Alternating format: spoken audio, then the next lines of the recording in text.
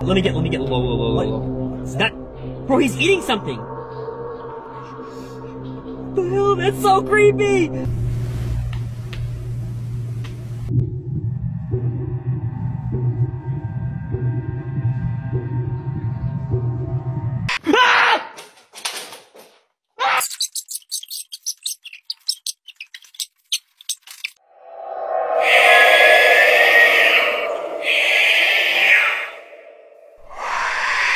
Pula voastră, ce e aici, mă? Mamă, For centuries, historians who investigated Jamestown had to rely on written accounts from the time in later historical documentation. For example, the legend of Pocahontas and John Smith was wildly romanticized through a white male Anglo-Saxon prism. Jamestown was a powerful symbolic legend, first of a new world claimed for the English Empire, then later the birth of a new nation. There was a strong motivation to enhance the legend with colonialist, patriotic, and religious fervor. But recent research, archaeological findings, and scientific documentaries have revealed shocking details and grim, actually horrific, realities of settlement life and death. Could it be possible that a foundation settlement of the American nation was rife with intrigue that included crypto-Catholicism in an anti-Catholic settlement, starvation, assassination attempts, and even killing and people-eating? Well, archaeological findings seem to indicate exactly that. Recent digs that started about 20 years ago at Jamestown have revealed shocking facts about life there. So archaeologists unearthed something stunning in structure number 191, which contained a brick and mortar oven of a kitchen. First, they found skeletal remains of dogs, cats, rats, and even a horse in the kitchen area. But then they found something even more shocking. The mutilated skull and severed leg of an English girl dating from about 1609. The skull and tibia bone both had numerous cutting and sawing marks on them, indicating that the body had been butchered. In addition, the back of the skull was smashed open, indicating that the skull had been bludgeoned, presumably to get at the brains, which are high in protein and eaten customarily from other butchered animals by the colonialists. The winter of 1609 was known as the starving time at Jamestown, and this was from a number of written accounts. During that time, of the about 600 total folks, only 60 people survived. Immediately next to the skull, a pottery bowl was also unearthed, indicating that all this was done at that kitchen. In fact, colonists could not have picked a worse time to try and settle in Virginia. Cores drilled from centuries-old trees near Jamestown by the archaeology team show that it was in the middle of a 7-year drought. The previous winter had been nearly as bad, and a lot of settlers had died of starvation. So it was during this time that John Smith ventured out in search of locals willing to provide the colonists with food. When he returned, he found that about 75% of the folks that had landed already starved to death. Desperate, a lot of folks decided to try to sail back to England on the small British ship, the Discovery, but Smith, trying to keep the colony afloat, aimed one of the fort's cannons at said ship and actually killed some of the defectors. In one of America's first trials by jury, Smith was condemned to the rope necklace, and by some accounts, he even had the rope there when Captain Newport sailed into the harbor with new settlers and stopped the whole end of life thing. Apparently, if you're visiting Colorado City, Arizona as just a random tourist, you're going to be followed by several white SUVs. Folks have reported getting a weird vibe driving through and seeing all these half-built compounds and people just staring at you creepily as you drive by. Well, I was checking the Wikipedia page. Turns out it's basically run by a cult. At least 3 Mormon fundamental sects are said to have been based in this area. A majority of the residents and many local officials belong to the most prominent of these groups, the Fundamental Church of Jesus Christ of Latter-day Saints, whose corporation also owned much of the land within and around the town until state intervention in the 2000s. Direct quote, folks. A sect of Mormonism that broke off from the main church because they were excommunicated for refusing to renounce polygamy, because apparently the mainstream Mormons abandoned the practice. And they do a lot of horrible stuff. Men are not allowed to have intercourse with their wives, and the only people allowed to do so are seed bearers who essentially attack women. People have been kicked out and made homeless for simply disagreeing with the church leader. These folks have been accused of some really bad crimes we can't talk about, both in the US and in Canada. In January of 2004, local leader Warren Jeffs expelled a group of 20 men, including the mayor, and gave their wives and descendants to other men. Jeffs, now a convicted predator, stated he was acting on the orders of God, while the men expelled claimed they were being penalized for disagreeing with him. He was eventually placed on the FBI Most Wanted list, like the top 10, and arrested on August 28th of 2006. Most of the property in the town was owned by the United Effort Plan, a real estate trust of the FLDS, for short. In 2007, the state authorities began dismantling church ownership of the land, and the church retaliated and indoctrinated their followers against the state, believing they were being targeted because of their beliefs. So the followers became further and further secluded as a result. Remaining members refused to believe the charges against Jeffs, by the way. On April 6th of 2010, law enforcement officials in a nearby county of Arizona and Washington County of Utah served 5 search warrants seeking records from town officers. And these warrants were served on government officials and departments, including the town manager, as well as the only fire chief, which yikes. As a result of the initial warrants, the Department of Public Safety was shut down, and emergency responders were prohibited from responding to calls without the approval of county officials. That's a big deal. On March 20th of 2014, a jury heard a local case that ruled that the towns of Colorado City and local other cities had discriminated against locals Ronald and Ginger Cook because they weren't members of the FLDS church. They just moved there. So these folks were awarded $5.2 million for religious discrimination. They'd moved to the area in 2008, but were refused access to the utilities of the town because, well, they weren't part of the FLDS. After all that, how about a more simple ghost story to cleanse the palate? One from Arkansas. So back in 1931, a railroad worker named Lewis McBride allegedly killed his supervisor from the Missouri Pacific Railroad. The foreman had fired McBride for an infraction, and some claim that McBride had intentionally manipulated a piece of track to cause a train crash. Seeking revenge for being fired, McBride killed his former boss by bludgeoning him with a railroad spike. Authorities arrested him, and he went the way of electrocution. So not long after McBride's death, a mysterious moving light began appearing along the train tracks, far from the highway. People have witnessed it many times since, and even the TV show Unsolved Mysteries documented the phenomenon. Experts say that according to documentation in the local paper, which didn't give a date, but it was somewhere in 1932, there was a lot of reports of people seeing a light on the track. The story was that when they found one person, he had a lantern in his hand, and yeah, he got chased, and that was the end of his life. So the light, nowadays seen only at night, has been described as either a yellow, red, blue, or white glowing light. You would see this tiny light, said Bob Thompson, the local Historic Association president. What we saw was kind of a reddish golden light. Looked like someone had a baseball cap with a flashlight in it. Now Thompson said most of the time they would see the light and then would later vanish, but some folks have had more aggressive encounters. So what will scare you though is when it gets the size of a baseball cap, and sometimes you can see it swinging. Now it's not just coming at you, it's moving. And then pff, it disappears. So you say, well, I did that, fine, let's go back to the car. So you turn around and then it's behind you. And that's when you get scared. It's always in a place when there is no electricity around. It shows when it chooses to show up. And when it chooses for you to see it, you see it. Though there are some scientific theories to explain the occurrence, a lot of local legends attribute the light to the ghost of McBride, or of that of a different rail worker who lost their head in an accident and allegedly continues to search for his head. The tropical waters around Bermuda may feel like the opposite of Alaska's frigid wilderness, but both places have something in common: unexplained disappearances. Thousands of tourists, residents, hikers, and airplanes have vanished without a trace in a large area of land called the Alaskan Triangle, encompassed by Juneau, Barrow, and Anchorage. So in 2007, state troopers reported about 2,833 disappearances. For a state with a population of more than 700,000 people, this suggests about 1 in a couple hundred people disappeared, which that's a lot of people. So yes, there are many theories about this creepy phenomenon, some of which involve Alaska's unpredictable and often unforgiving environment, as well as, the sheer expanse of the landscape that can result in many lost travelers. According to local legends, the missing people likely fell victim to the Kusta, a race of shape-shifting otter people who lure humans away from civilization and transform their captives into one of them. And finally for today, let's talk about something interesting in history. Allegedly, parts of the incident that led to the US intervention in Vietnam never happened. After evading a torpedo attack, the USS Maddox reportedly engaged 3 North Vietnamese boats in the Gulf of Tonkin on both August 2nd and August 4th of 1964, according to the Pentagon Papers. Although without US casualties, the events prompted Congress to pass a resolution, allowing the president to intervene in the country. So talk of this status as a false flag for the US involvement in the Vietnam War has permeated public discourse almost since the time of the attacks, especially after the government admitted that the second incident involved false radar images. But after resisting comment for decades, the NSA finally declassified documents in 2005, admitting the incident on August 4th never happened. Those involved didn't necessarily intend to cover up the incident to propagate a war, but the evidence does suggest an active effort to make it fit the claim of what happened, according to historians. Coming in at number 5, we have Goldfield, Arizona. Being deemed as one of Arizona's most haunted places, we have the town of Goldfield. Founded in 1890 1893, Goldfield was a promising land for gold mining. The town grew rapidly, gaining 1,500 residents during its first year.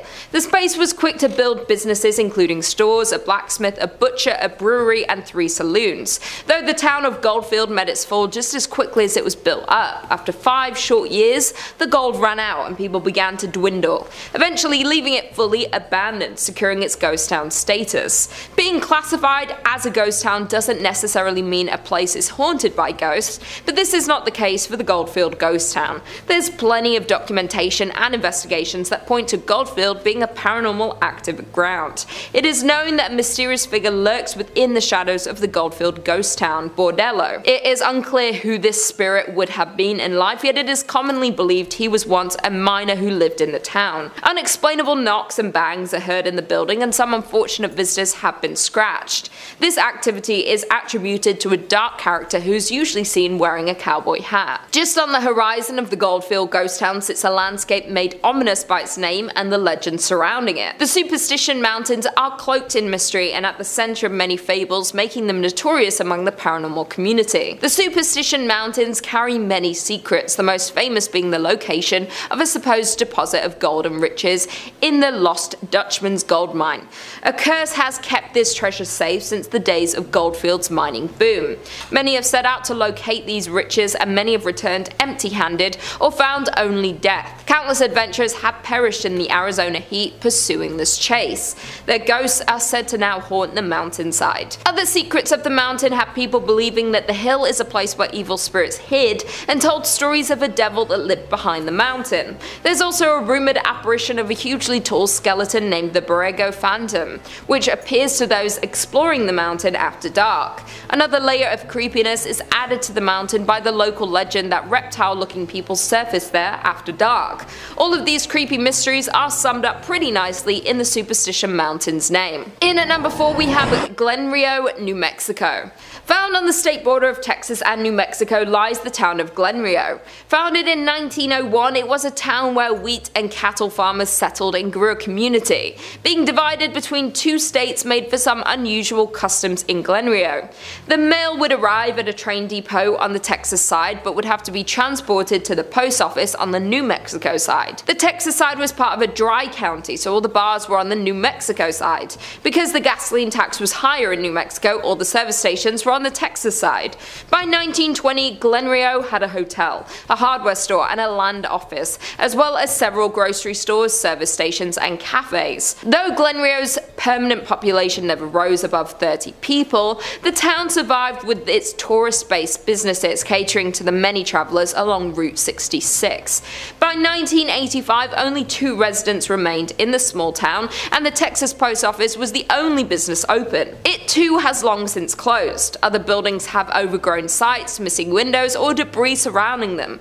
The detritus of 4 decades when Glen Rio welcomed tens of thousands, fed and entertained them, and sent them on their way towards Chicago or California. In at number 3 we have Nevada City in Montana. Miners settled in Nevada City in 1963, along with establishing their homes and businesses in this new town. Located in southwestern Montana, the town is 1.5 miles from Virginia City. The town was thriving up until 1876 when the gold miners moved to other promising sites. In 1896, the Connery Placer Mining Company destroyed most of the city's buildings. The company dredged the gulch and later abandoned it, leaving heavy wooden barges. This abandoned town being haunted is old news, as the Nevada City Hotel is reported to be frequented by the apparition of a road agent who lost their life nearby, according to online sources. Visitors have also reported hearing footsteps in the hallways and seeing shadowy figures standing behind their reflections in mirrors. Additionally, the spirit of an older cowboy figure who never speaks but lurks in the hotel rooms and even sits at the bar in the Virginia City. Back when the hotel operated, guests also complained of a weeping woman, always in the same room, only to be told there was no guest in the room in question. In at number 2 we have Kusta, Idaho. The mining town of Kusta was born in 1879 by gold miners looking for their next gold hotspot. Prospectors discovered gold in what would become known as the Yankee Fork area of central Idaho in 1867. The area was worked on a small scale for more than a decade before the discovery of General Kusta Mine. The General Kusta Mining Company closed in 1888 and the district experienced a sharp decline. In 1899, the town of Kusta has 5 saloons, 3 stores, a hotel and 3 boarding houses, but the town never established even one church.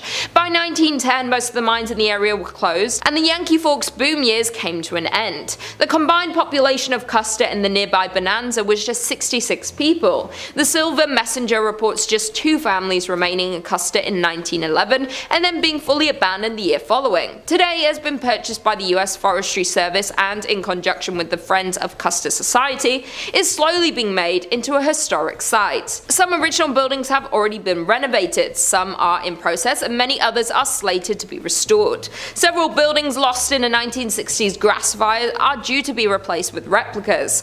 The Forgotten Town is a landmark for many people such as tourists and especially paranormal investigators. In the old schoolhouse is a museum containing items left behind and showcases the town's unique history. Although interesting, you can't help but get an eerie feeling thinking about the people who once owned these items, as walking into one of these structures is like walking back in time. To think this town was once active with human energy and miners working every single day. And finally, in at number 1 we have South Pass City, Wyoming. Only about 10 miles north of the Oregon Trail is the shell of a town that used to be a busy gold mining camp. Established in a small valley along the banks of Willow Creek, the town was born in 1867. The town was built there because gold was discovered in the Wind River Mountains. By 1868, South Pass City boasted over 250 buildings, 1,000 people, and hundreds of claims. The town was extremely busy as its half-a-mile-long main street boasted numerous hotels, restaurants, general stores, 2 newspapers, doctors, a bowling alley, and dozens of saloons. The mining district continued to grow to as many as 3,000 residents. Miners looking for investors and newspapers promoting further settlement in the area exaggerated the region's amount of gold. But for South Pass City, its great success wouldn't last, and just 2 years after its establishment would begin to show its first signs of declining. Hitting a fall in early 1869, the town resurged briefly after outsider capital was poured into the area, but would fall again as expenses and hardships to recover the gold proved too costly for most miners. By 1872, the town was only occupied by only a few hundred people. In the end, South Pass would become a permanent ghost town. By 1949, the last of the pioneer families had moved on from South Pass City, and the buildings had fallen into disrepair. The grounds of the old town are known to be haunted, and Highway 287 that follows the route of the Oregon Trail over South Pass, which is the reason South Pass City ever existed, has had its fair share of ghost sightings. According to a local ghost story, a woman was driving home from a long day in Denver. Her friend had fallen asleep in the passenger seat. After passing through Jeffrey City, the driver spotted a dark, hunched figure walking toward the road in the sagebrush. About a half-mile later, she saw the same figure closer to the road. She noted his pig coat as he became clearer. About a half-mile later, still thinking about this man and his surprising reappearance, she reached over to wake her friend and request she take a turn driving. As her friend awoke, she saw the same man at the edge of the road, just crossing the white line onto the highway next to the car. Screaming, they accelerated away and compared descriptions. It was certainly the same man. Number 5. The Gates of Hell. Coming up first on the list of cursed places today is going to be the Gates of Hell in Turkmenistan. Yeah, I bet you didn't know that that's where hell was. It's in Turkmenistan. No, don't worry, we're not being so literal. This place is not for the faint of heart, as it's said to be one of the most cursed locations on the planet. The Gates of Hell is a massive crater located in the middle of the Karakum Desert. Legend has it that this pit was created when Soviet geologists drilled into a pocket of natural gas, causing the ground beneath their rig to collapse and exposing a vast underground cavern filled with gas. The geologists then decided to set the gas on fire to prevent poisonous gas from spreading. I'm not a scientist or a gas man or anything, but that feels like the wrong move, because the fire has been burning for over 50 years, creating an endless and infernal pit of flames that can reach up to 30 feet high, and probably a pretty cool place to keep a music festival. According to local folklore, the fiery pit is said to be a portal to the underworld, with demonic entities and lost souls trapped within the flames. Visitors have reported feeling an overwhelming sense of dread and unease while standing near the crater, as if they're being watched by something malevolent. Some have even gone so far as to say they see shadowy figures moving in the flames. Others have heard disembodied voices and screams emanating from the pit. This also bears mentioning, and skip ahead if you're arachnophobic, but there's reports of a strange phenomenon of spiders en masse walking into the pit. They walk right into the fire and just burn right up. They're drawn to heat and light, but of course, it does also seem like it's a mass spider sacrifice, which just seems a little too satanic for me. And if that wasn't nearly enough to scare you, there are also people who claim that there are strange rituals being performed near the crater with mysterious symbols and offerings left at the edge of the pit. I think I will stay to the edge of my house and go nowhere near them. Number 4. Husa Castle in the Czech Republic. Husa Castle. Husa Castle. Husa Castle. Kaska-Huskal. I'll say that right one time. Husa Castle. This Gothic masterpiece is located in the heart of the Czech Republic and has a dark and terrifying history that'll send a chill down your spine. Legend has it that Husa Castle was built in the 13th century to seal a gateway to hell that had opened up on the site. Now, they didn't pay attention. The gateway to hell is in Turkmenistan. We just covered that. According to local folklore, the castle was constructed by prisoners who were promised their freedom if they could build it without windows or doors, creating an impenetrable fortress that would keep the demons and other malevolent entities at bay. But that's not all. There's more scares coming. Husa Castle has been the site of numerous supernatural occurrences and is said to be haunted by the ghosts of its past inhabitants. Visitors have reported seeing apparitions, hearing strange noises and whispers, and feeling an overwhelming sense of dread while inside the castle's walls. One of the more unnerving legends about Husa Castle involves a bottomless pit that is said to be located beneath it. According to legend, prisoners were thrown into the pit to determine whether or not it was a gateway to hell. The screams of the doomed souls who were thrown in are said to still be heard echoing through the castle's halls. The acoustics are just great, let me tell you. Some people have reported feeling like that they're being watched by something, while others have reported feeling a cold breeze and a sense of oppression, as if something sinister is waiting. Despite this castle's haunting reputation and all these various reasons why you should never go anywhere near it, it remains a popular destination for thrill seekers and horror enthusiasts. Number 3. The Zone of Silence. Up next, we're going to be talking about the Zone of Silence, which is one of the most threatening names I've heard for a place in a while. It sounds like a place where like an evil emperor would send you to be punished. And in a sense, that could be considered true. It's a place where radio signals can't be received and compasses spin uncontrollably. Some people even say that time passes differently there. What is happening? Located in the middle of the Chihuahuan Desert, the Zone of Silence is the nickname given to a mysterious patch of desert with strange properties. Legends say that the zone was born out of the site of a meteorite crash in the 70s, which caused a nuclear-like explosion. Since then, it's become a hotspot for all manner of paranormal mystery.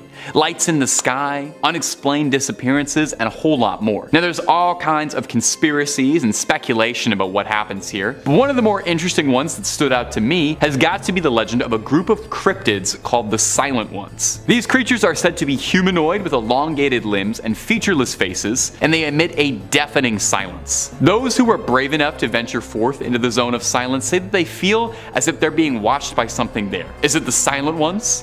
Aliens? Government surveillance? All I know is I'm not going anywhere near a place called the Zone of Silence to check. I'll stay in my zone of noise. Thank you very much. Number 2. Lake Nron. Our next entry is Lake Nron in Tanzania. It's instantly recognizable because the lake does not look at all like the kind of lake you'd want to go for a dip in. This scarlet red water is a sight to behold. But if you believe the legends surrounding the lake, the water is also said to be cursed by the gods themselves. And I think it has a shiny Gyarados in there too. Now, there is a reasonable scientific explanation for why the lake looks like it would be Dracula's dream vacation spot. It's not running red from any body fluids, but rather a high concentration of salt and other minerals in the water, giving it a ghastly hue. But like I mentioned before, local folklore says that the lake is cursed by the Maasai people, who believe that the lake is home to evil spirits that prey on unsuspecting visitors. Here's another fun tidbit about the lake's lore. There are legends that animals that come into contact with the Crimson Lake will be instantly calcified, turning into stone statues due to the lake's incredibly dangerously high salt content. And I thought the Blizzard forums were salty. That's a little gamer joke for you. There are those who say a similar fate await humans, but so far as I know, I don't think anyone's tried. The lake is dangerous enough, what with being boiling hot as well. I don't think anyone's willing to dip a pinky toe in there just to see if it'll freeze. There's also been strange reports of strange lights and apparitions appearing around the lake, as if the spirits of the dead are rising up from its depths. Is it a gateway to the underworld? A melting pot between our world and theirs? And does red water taste differently? I feel like it might have, like, I don't know, maybe a raspberry or strawberry flavor. I'm not really willing to try, but let me know out there if anyone has. And number 1, Snake Island. Our final entry today is going to be the Isla de Quimada Grande, which is formerly dubbed as Snake Island, which really should tell you everything you need to know about this place. You cannot expect this to be welcoming. Traditionally, when places are named things like Snake Island, they're usually filled to bursting with snakes, or they're like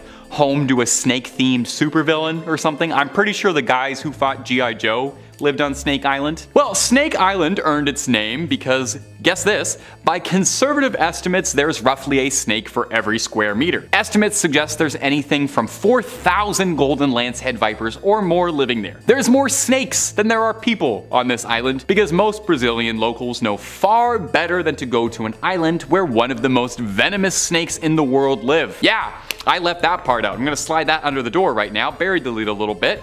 It's not just like garter snakes slithering about here. No. Isla de Quimada Grande is home to the golden lancehead, a beautiful creature in its own right, but one of the most lethal snakes on the planet. A bite from this snake can cause kidney damage, necrosis, brain hemorrhaging, venom poisoning, and internal intestinal damage. So yeah, maybe just leave them alone. Maybe. Even if for some bizarre reason you just absolutely love going to places you're not meant to, and you are just dying for a chance to go visit toxic Snake Island, you're gonna run into a bit of trouble because it is quite literally forbidden. The Brazilian government strictly monitors those who travel to the island. Naval forces visit annually to maintain the lighthouse, and there is a small research station to study and analyze the local population, but all of these visits are accompanied by paramedics and trained doctors just in case any of the locals decide to say hello the only way they know how. And in a weird aside, am I the only one who thinks the golden lancehead is kind of cute in a weird way? I don't know, I kind of like snakes. I don't think I'd want one as a pet, but I don't know. These little danger noodles, they have very cute little eyes and adorable little beady things that I know would do unspeakable things to my body if I ever touched one. Number 5 on this list is the Beachworth Lunatic Asylum. Located in Australia, this is one of the most haunted asylums in the entire world. Thrillist says, formerly the Mayday Hills Lunatic Asylum, now La Trobe University's scenic Beachworth campus, this place saw 128 years of terror before closing in 1995. Apparently 9,000 patients died here over the years, and people were so fast and loose with the term lunatic that few patients ever left the premises alive. It comes as no surprise that a few people lingered after death. Faces floating in windows are a common sight, along with Matron Sharp doing her rounds and children laughing. Tommy Kennedy, who used to transport the dead out of the asylum and died there himself, still hangs around. There's also a woman who was thrown out of a window and died in front of the hospital because she was Jewish and the only person allowed to move her, a rabbi, couldn't make it to Beachworth sooner. Yeah, so clearly this place has seen its fair share of trauma throughout the years, folks. 9,000 people is a lot of people who've died. Like, we're talking about a small town's worth of human beings who died at this freaking asylum.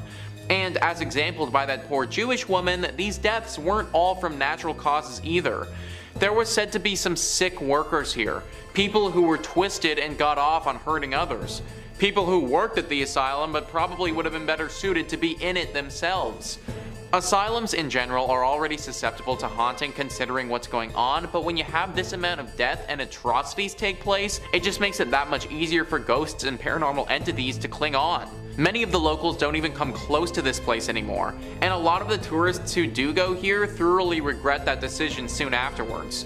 These entities are angry and want to punish those who are living for what happened way back then. I don't recommend being one of the people who gets punished. Number 4 on this list is the Gonjiam Psychiatric Hospital. If you had a mental illness, then I promise you this is not where you wanted to end up. Thrillist says, believed to be one of the most haunted spots in South Korea, this abandoned psych hospital could be the basis for the next Stephen King novel based on its checkered history. According to local lore, patients here began dying mysterious deaths one after the other, forcing the facility to shut down. Many believe the murderous owners of the place was to blame, claiming that he kept patients as hostages only to flee to the States when families of the deceased demanded explanations. There are also rumors of doctors going insane, rivaling their patients in madness. So literally folks, if you ended up here, then there was a pretty good chance that not only did you not get the help that you needed, but you also just died. Whether this was because of the sick owners or the doctors, who even knows? That much death has left behind its mark though, and now this place looks like a safe haven for ghosts and everything paranormal. There's also been talk of a creature that lurks here, a creature that was actually the cause of all this death to begin with and is lurking, waiting for somebody to stop by and take them next. If I was you, I wouldn't want to be that person. Number 3 on this list is the Trans-Allegheny Lunatic Asylum. This is a scary masterpiece, folks. Thrillist says, this impressive structure, allegedly the world's second largest hand-cut stone masonry building after the Kremlin, looks like it was designed as the set of a blockbuster thriller. Built around the Civil War era, the asylum was designed to house around 250 patients, but ended up holding more than 2,400, including for a brief period, the infamous Charles Manson. That's the opposite of a celebrity endorsement. Along with severe overcrowding, profound abuse abounded. People were locked in cages, lobotomized with ice picks, chained to things, and the combination led to hundreds of deaths and a palpable air of suffering. Apparitions are aplenty, like the still deranged patient Ruth who likes to attack visitors. And since the asylum was also briefly a Civil War military base, uniformed soldier ghosts roam the halls. Thousands have claimed to hear voices telling them to get out. Civil War themed ghost tours, tours of the medical center, forensic buildings and geriatrics buildings, and zombie events and balls fully play up the twisted history on the campus grounds. Now, don't get me wrong, would it be really fun to be part of a zombie event at this place? Yeah, absolutely. But I'm also not trying to get attacked by Ruth, the deranged ghost patient. Whenever people travel to a place like this, there is a risk involved. I personally am not willing to take the risk based on the history that this place has seen. Comment down below if you would. Number 2 on this list is Danvers Lunatic Asylum. This asylum hosted a very select group, criminals. Thrillist says, part prison, part asylum, all terror. This gothic monolith opened in 1878 to house mentally unstable criminals. Thanks to the addition of the mentally handicapped, alcoholics, and plain old felons, it became so severely understaffed by the 1930s that patients' deaths were often not discovered until days later, when they were found rotting in some forgotten corner. Shock therapy and lobotomies were standard procedures. In fact, some called Danvers the birthplace of the prefrontal lobotomy. But a large cemetery on site said to be haunted by evil spirits suggests these were not always successful. The sinister castle-like building is said to have inspired H.P. Lovecraft's Arkham Sanitarium, and so also Batman's Arkham Asylum, and was the setting of demon movie Session 9. And as if that weren't enough, Danvers used to be Salem Village. Yeah, of Salem witch trials fame. Regular ghosts are one thing, witch ghosts are another one altogether. Think about how few people would have had to work here, where a literal patient would die and wouldn't be discovered until days later. And also think about what that would have meant for the actual patients. That means that even if you were still alive, you probably wouldn't be treated or seen by a professional for days at a time. Which also means that you might not eat for days at a time either, and be stuck in what I can only assume would have been a cell by yourself for that entire time. This would have been a horrible place to go, even if it was just for criminals. Because of all of this, it is now deeply haunted and a place I highly recommend avoiding. And finally, number 1 on this list is the Waverly Hills Sanatorium.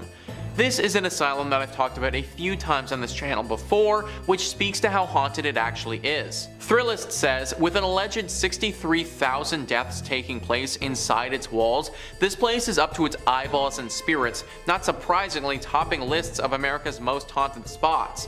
Originally built as a tuberculosis hospital in 1910, the building saw many die from the disease, but tales of mistreatment and dubious human experimentation trickled out, and patients left the premises in what was known as the death tunnel or body chute. Apparitions including Timmy, a boy who likes to play with rubber balls who's been caught on tape, the nurse who hanged herself in room 502, another nurse who fell from the same room's window, and scattered screams and footsteps have all been seen. 63,000 deaths. And here we were thinking that the 9,000 in the other place was bad, here's 63,000 more. Any place that has a death tunnel and a body chute, that should not be a place meant for rehabilitation and seeking help. We are talking about some sick stuff that went on here. I would get into some of the rumors associated with the human experimentation, but I honestly don't think that YouTube would let this video stay up if I did. There are a plethora of ghostly spirits that haunt this place now. Dark spirits that have lost all sense of humanity and are more demon than spirit. This is a spot that must be avoided at all costs. Welcome back to the fog, my friends. I'm Taylor, your casual crypt keeper, and I've got something for you today. Buy a plane ticket because today we are taking a trip down to China to see the places you've been told not to go. This is the top 5 scary, forbidden places in China the government doesn't want you to know. Shout out down below which of these forbidden destinations you would book a flight for. Number 5, Fangdo Ghost City. Fangdo Ghost City. Well, right off the bat, I feel like this is probably a spooky place. You don't name cities Ghost City unless there's a good reason for it. Well, the good reason is that the city got its name during the Eastern Han Dynasty. 2 imperial nobles, Yin Changshen and Wang Fangpin, came to Ming Mountain to discover a way to achieve immortality. Combining their 2 names, Yin and Wang, Ying Wang, translates to King of Hell, and that cemented the site as an underworld hotspot. Since then, the place was built to be a shrine to the underworld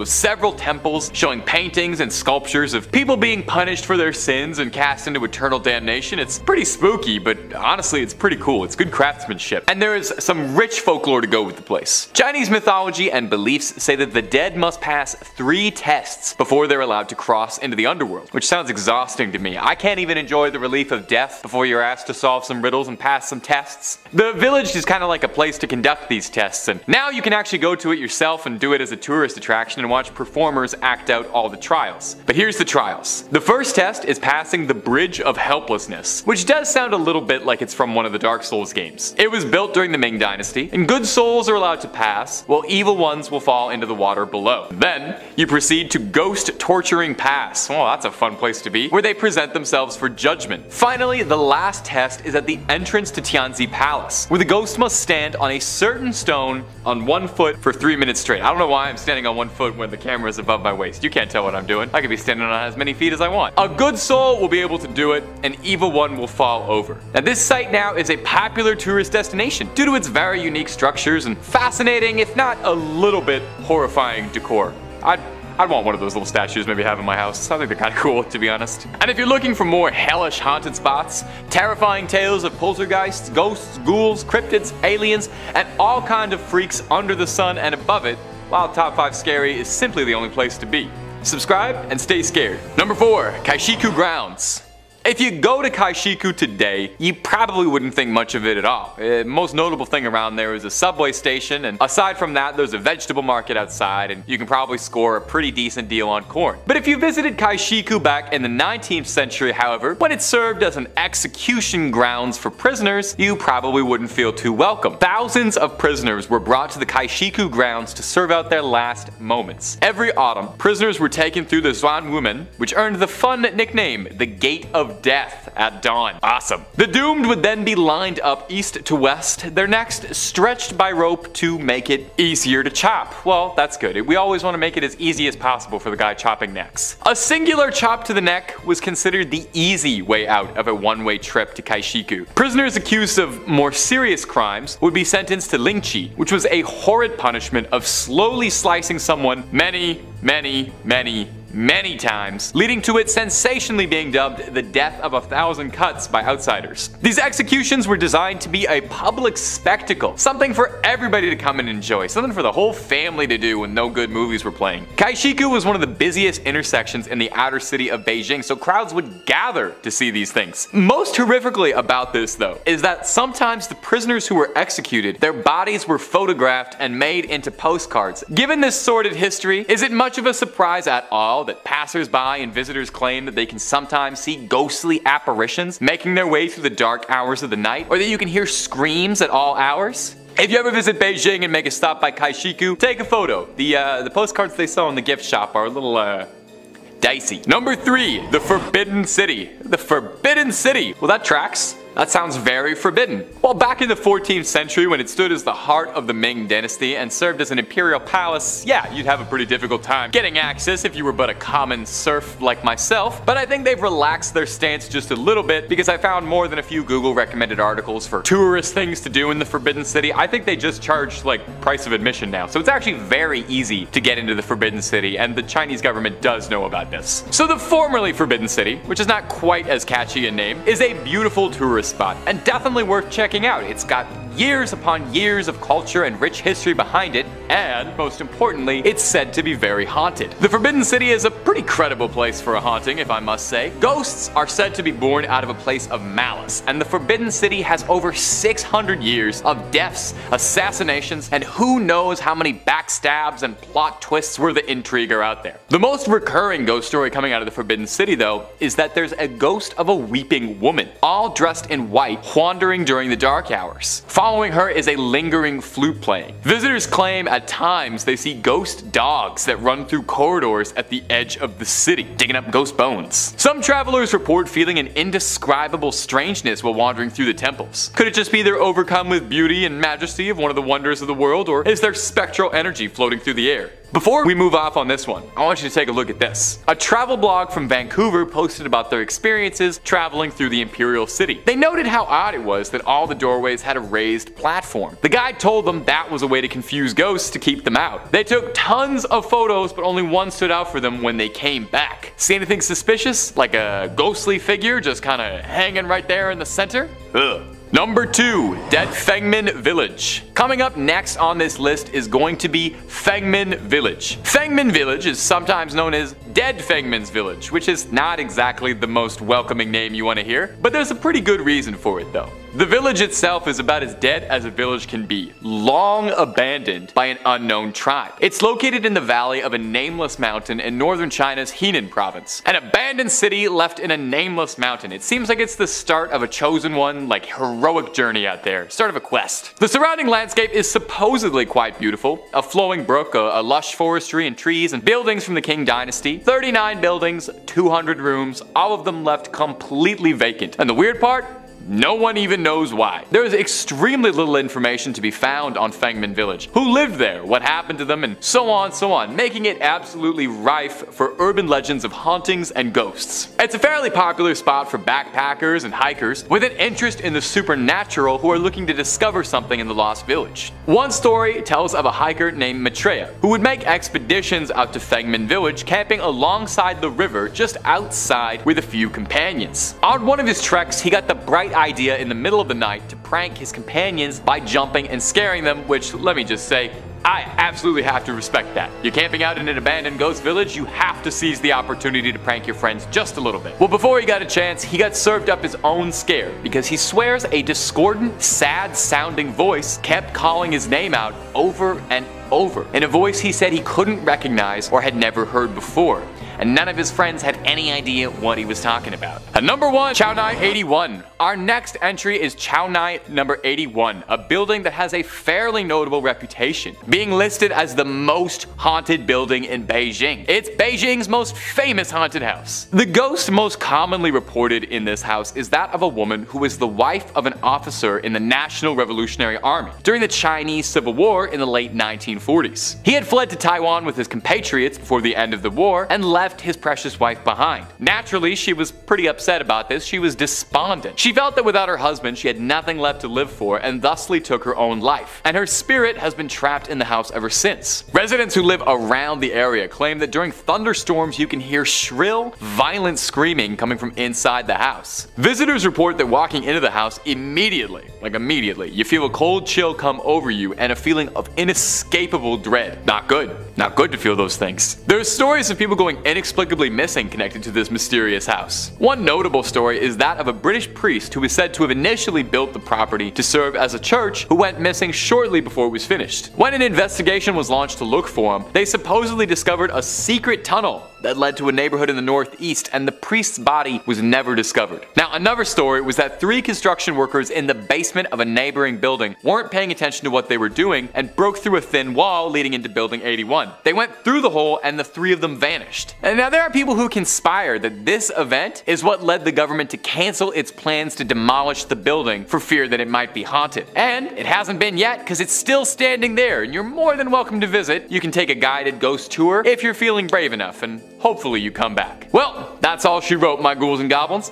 Thanks so much for watching as always. Take it easy and creep on creeping on. Well, While Sunnydale and the Hellmouth may be places of fiction, one simply cannot deny that there's a hotbed of demonic and unexplainable evil terror that has its roots in California. From hotels to ghost towns, schools, and more, there's plenty to fear from the Golden State. My name is Alexa, and today we'll be taking a closer dig into places you may not want to visit if you value your life and sanity. Here are the top 5 demonic places in California hiding pure evil. In 5th place, we have Preston Castle, also known as the Preston School of Industry in Wyoming. Opening in 1894 and named after state senator at the time, Edward Myers Prestonas, it was presented as an alternative to juvie, a place to send troubled boys to learn a new trade and avoid incarceration. To the general public, it quickly became known as the best reform school of its kind, where boys could grow their own food, raise livestock, learn farming trades and skills for self-preservation in the real world. Known as wards, minors under guardianship of the state, but not necessarily juvenile offenders, many boys passed from severe illnesses like tuberculosis or were simply killed by guards for reasons unknown. Records show that the initiation to the facility involved swimming through a pool filled with lye, and common discipline methods included starvation, isolation, public paddling, and lashings. A mass grave on the property contains at least 23 bodies of wards that were sent to be rehabilitated. Head housekeeper of the facility, Anna Corbin, was brutally beaten to death on February 23rd of 1950. Various students and members of the staff were suspects in her passing, but it remains unsolved. Visitors to the now landmark have reported meeting her spirit, which roams around the grounds with all the students that couldn't pass over. Physical representations of spirits at this location have included multiple slamming doors, falling objects, disembodied voices, and the feeling of being touched by a cold hand.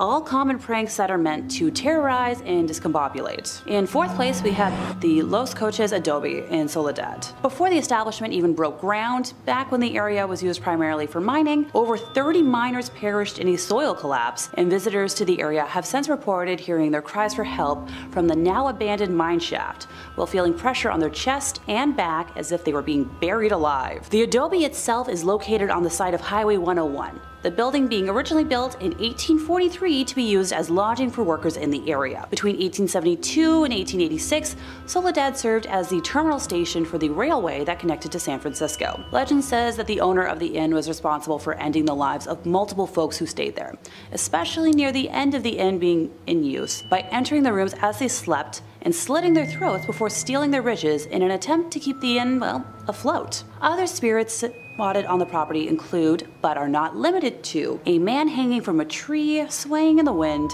and a woman sitting while holding a pointer stick, with her mouth moving as if she's yelling at whoever spots her. It is reported that the wall between the living and the dead is so thin here that people who have stayed in recent history reported having the walls and surroundings inside of the building changed them to match the settings of the once deadly inn before their very eyes. Those who have opted to go so far as to stay the night have often woken up with handprints on their chest or throat, a remnant of what came before. In 3rd place, time to visit the Bodie State Historic Park. Formerly a genuine gold mining town located east of the Sierra Nevada mountain range in Mono County, California, and now a national landmark, it is known as one of the best preserved ghost towns in the world. It is named after W.S. Bodie, first name unknown, but rumored to be either William or Waterman, discovered gold in 1859 in an area now known as Brody Bluff. He tragically passed in a snowstorm that same winter and was never present for what came to be. According to pioneer Judge McClinton, the district's name was changed from the proper spelling of B-O-D-E-Y to B-O-D-Y,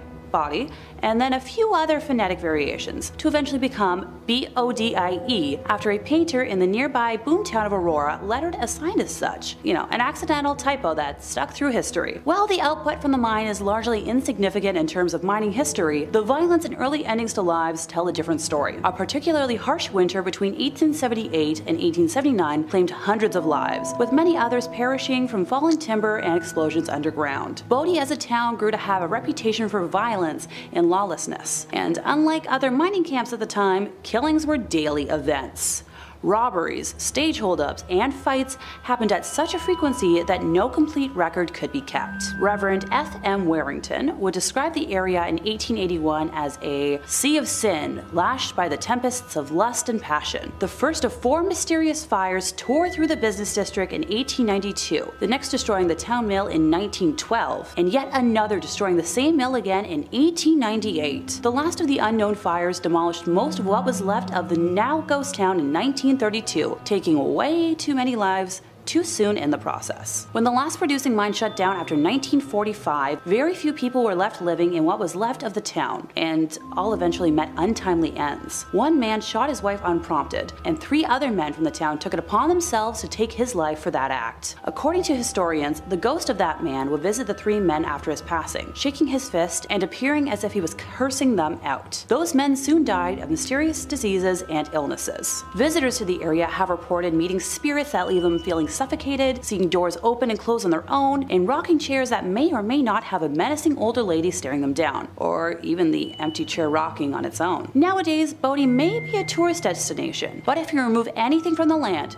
even so little as a pebble, you'll be cursed with remorse and tragedy. The park keeps a logbook of all letters and items returned to them, with each thief writing an apology note to Brody for what was taken. The curse is upheld by the ghosts of residents past who guard against thieves and protect the town's treasures. Coming in second place, we have the Cecil Hotel in Los Angeles, which was renamed to the Stay on Main in 2011. Cited as one of the inspirations for American Horror Story, Hotel, its history includes multiple deaths by a single hand and more unexplainable horrors. The first documented end of life at the Cecil occurred on the evening of January 22, 1927, when Percy Ormond Cook, age 52 at the time, shot himself in the head while inside his hotel room after spending over $40,000 in an attempt to woo back his estranged wife and an attempt to buy happiness. The next death that was reported was in 1931 when a guest, W.K. Norton, passed in his room after taking poison capsules. Too many lives to list were self-taken at the height of the Great Depression in the 40s and 50s. In 1947, it was claimed that Elizabeth Short, otherwise known as the Black Dahlia, was spotted at the hotel days before her gruesome and unsolved end of time. On the topic of unsolved deaths, we move ahead to 1964 when a retired telemarketer named Pigeon Goldie Osgood, who had been a well-known long-term resident at the hotel, was found brutally ended in her room, with said room having been ransacked. In the 1980s, the hotel was home for a few weeks to repeated ender of lives Richard Ramirez, nicknamed the Night Stalker. It's assumed that he engaged in most, if not all, of his killing spree while staying there, being convicted of 13 deaths total in 1989. A copycat of his, Jack Unterweger, stayed at the Cecil in 1991 and was responsible for the strangulation and death of at least 3 women of the night. The most recent death reported took place in 2013 when surveillance footage of Canadian student Elisa Lam behaving erratically in the hotel's elevator went viral. The video depicts Lam repeatedly pressing the elevator's buttons,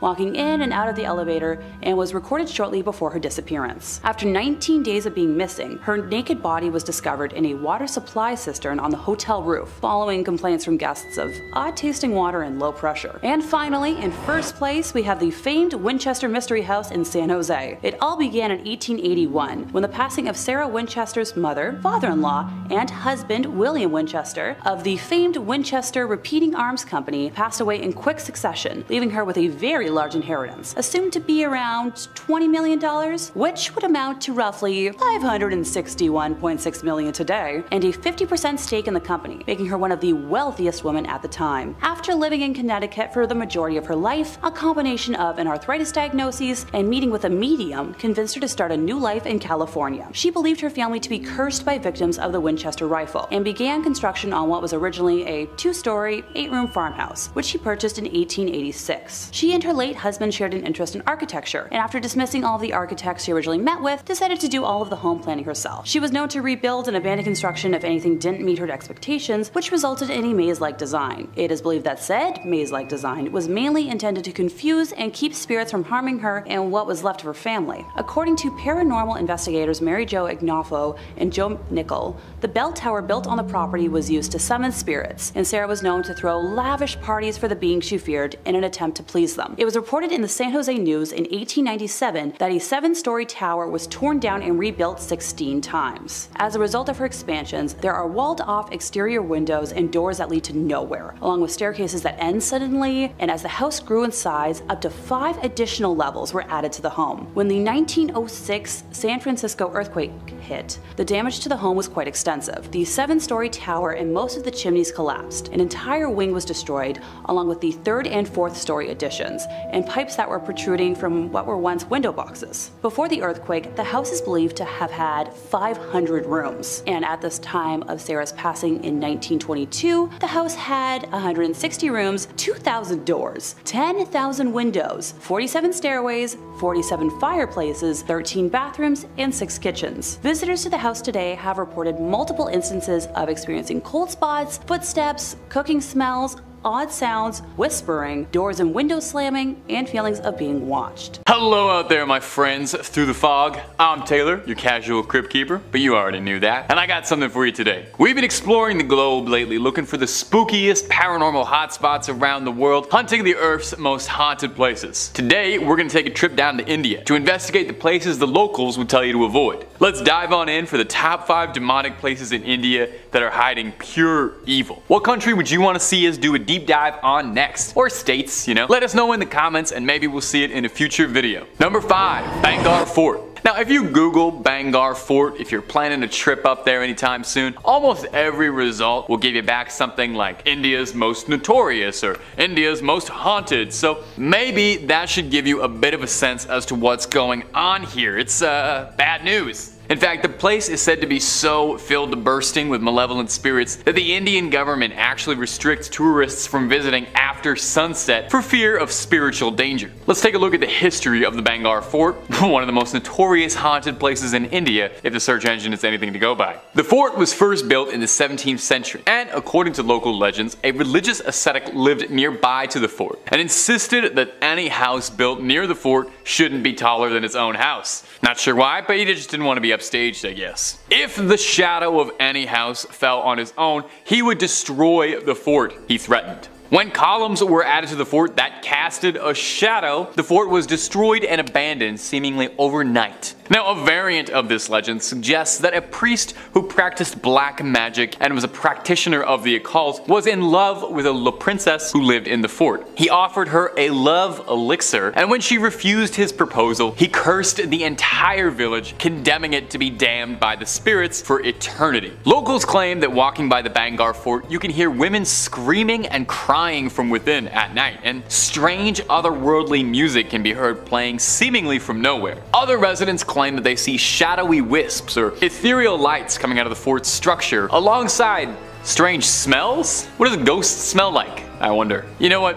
Don't let me know. That's maybe one that's better left not knowing. The reason for the ban after sunset is because local legends say that any person who enters the fort during the night will never be seen again and will become one of the spirits trapped inside. So maybe just stay within the guidelines and follow the signs just this once. And if you're looking for more videos about haunted hotspots, alien sightings, cryptids, creepy crawlies, and basically just about anything scary under the sun and above it, well, Top 5 Scary has all of that and then some. So click on through, subscribe, stay scared, and don't miss a single scream. But do that after you finish watching this video, okay? We worked hardish on it. Number 4, Tunnel 33. Shimla is said to be one of the most beautiful cities in the entire country of India and happens to also be home to some of the more haunted hotspots. Now, this one in particular might not be as scary as some of the other ones in this list. I thought maybe I'd give you a little break before we really got into it. But this ghost has been described as a lot friendlier than your average spirit, more of a Casper, if you will. Tunnel 33 is the longest tunnel in the Kalka-Shimla railway track, built in the late 18th century in 1898. British railway engineer Colonel Balrog was the man in charge of constructing the project. Colonel Balrog, I'm pretty sure he was a Street Fighter character. Colonel Balrog was given a thin deadline and he failed to meet expectations for the tunnel, leading to him being humiliated in his career after the British government was understandably pretty upset with him. Distraught, completely despondent, he ended up taking his own life and was buried near the incomplete tunnel on the railroad tracks, where his spirit has remained ever since. Residents report seeing apparitions of the good colonel through the tunnel, sometimes saying morning, they see him standing, admiring his work, riding his horse, or if you really believe some of the more out there stories, he's even been seen talking to tourists and locals as they pass through, asking questions about his tunnel and if the project is going well and if they're meeting deadlines. The poor guy is still so focused on his work all these years later. Take a break, man, for us, please. A phantasmal 15. You've earned it. There's something very sad about a ghost who's stuck on the land he worked on, unable to move on. He's not interested in haunting or scaring anyone, but just doomed to check in on a project he never got to see completed. If you ever visit the accursed tunnel, and if you happen to see the Colonel, tell him thank you, won't you? For me, okay? Tell him that the tunnel looks great and he did a good job. I'm sure he'd appreciate it. Number 3. Remoji Film City. Remoji Film City is one of the biggest film sets in the country. In fact, it's actually one of the largest film complexes in the entire world. I mean, it's a film city. How many other film cities are there really? It's a big attraction for movie lovers who come the world over to see its extravagant displays and exhibits, but also entices paranormal hunters looking for proof of the other world. And there's a little something for everyone here, you know? It's a real family place. So where does the haunting come from? Do the ghosts just love the silver screen? Well, Remoji Film City was allegedly built on an old Nizam battleground. The Nizam of Hyderabad was the ruling caste of the area in the 18th century. Now, if these stories are true and it is built on an old battlefield, then it makes sense that there would be a good amount of lingering evil and restless spirits trapped in the soil that haven't moved on. Dying violently tends to make ghosts. Guests of the film city claim that while visiting, lights will flicker and turn on and off at random. Now that could be bad wiring, but it also could be troublesome spirits. Where things get kinda spooky is the reports of crew members on film sets getting injured under mysterious circumstances, equipment malfunctioning, or outright being destroyed in front of people's very eyes. And these are some of the more common reports of things happening on the cursed set.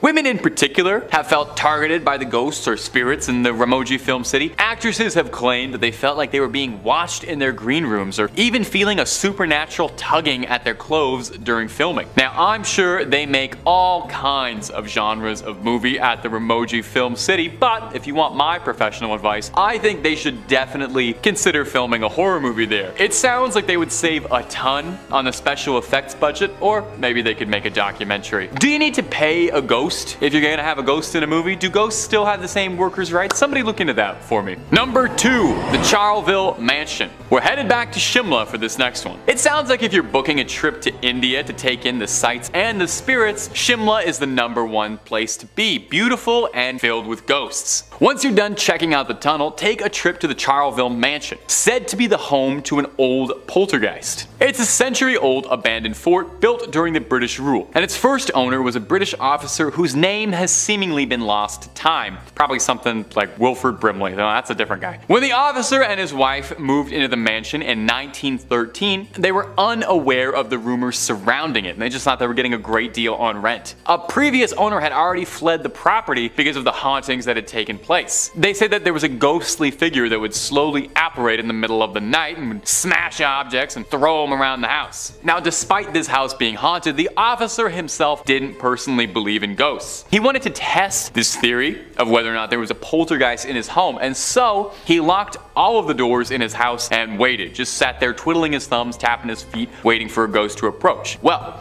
lo and behold, after locking all the doors, he heard a crash upstairs and ran upstairs, opened the door, and found that this one room had all of the furniture and all of the mirrors just utterly demolished. I think he moved out the same week. They say he moved out shortly after, but I can't even imagine he finished packing his bags. Now, the next owner was one Victor Bailey, an assistant secretary working on the railway construction at the time, and I gotta say, there must be some really bad vibes at the Shimla Railway if 2 entries on this list involve it. Anyway, the Baileys moved into the mansion, and at first it seemed like a great deal. Beautiful mansion secluded away from the rest of the world. Until one day at a dinner party, one of their guests reported that he was talking to a lovely English gentleman. Victor Bailey was a bit confused, and when he went back to go introduce himself to this guest, he watched the man disappear into the room the poltergeist destroyed, just vanished out of thin air. And the Baileys packed their bags and left shortly after. The mansion is now deserted and is a hot spot for paranormal activity, so enter if you dare. I actually don't even know if you can go in. Look into that maybe.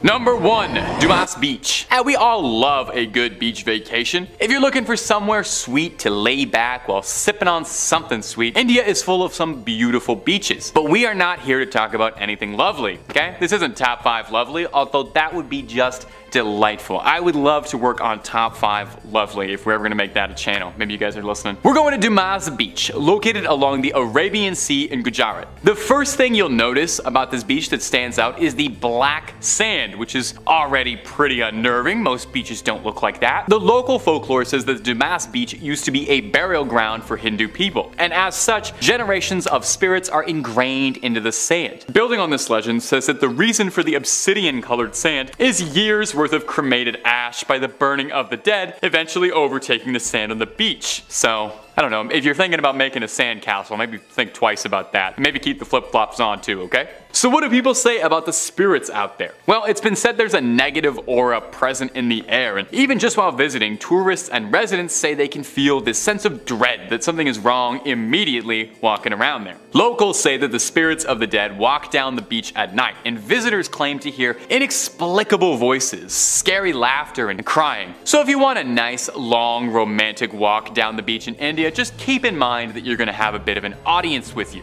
Some people go so far as to say that there's been apparition, floating orbs seen around the beach. I was having a bit of trouble finding any photos of any ghost sightings around the beach. People say dogs behave strangely, walking through it, howling and barking. There are some who believe that the animals can see spirits we can't, and this could be evidence of that. Now, the most extreme legends say that the tourists go missing around midnight on the beach, but I want to believe if people kept going missing on a beach, they'd shut it down, but I don't know. I've seen Jaws. I know that's not actually that likely. Number 5 on this list is the Hay Adams Hotel. This hotel is located in Washington, D.C. and has quite the history to it. USA Today writes, quite possibly the most famous hotel in the capital, the Hay Adams has hosted many a politician, including the Obamas before inauguration. In 1884, best friends John Hay, Abraham Lincoln's private secretary and later a Secretary of State, and Henry Adams, the author and descendant of John Quincy, built their homes on the plot of land where the hotel now sits. In 1927, 9 years after Adams' death, the houses were razed and replaced by the hotel that stands today. Adams' wife, Marion Hooper Adams, killed herself on the site in 1885, and her spirit reportedly haunts the hotel. Guests and staff say they can hear a woman crying softly, disembodied voices, and doors opening and closing on their own. What is it about hotels and people taking their own lives?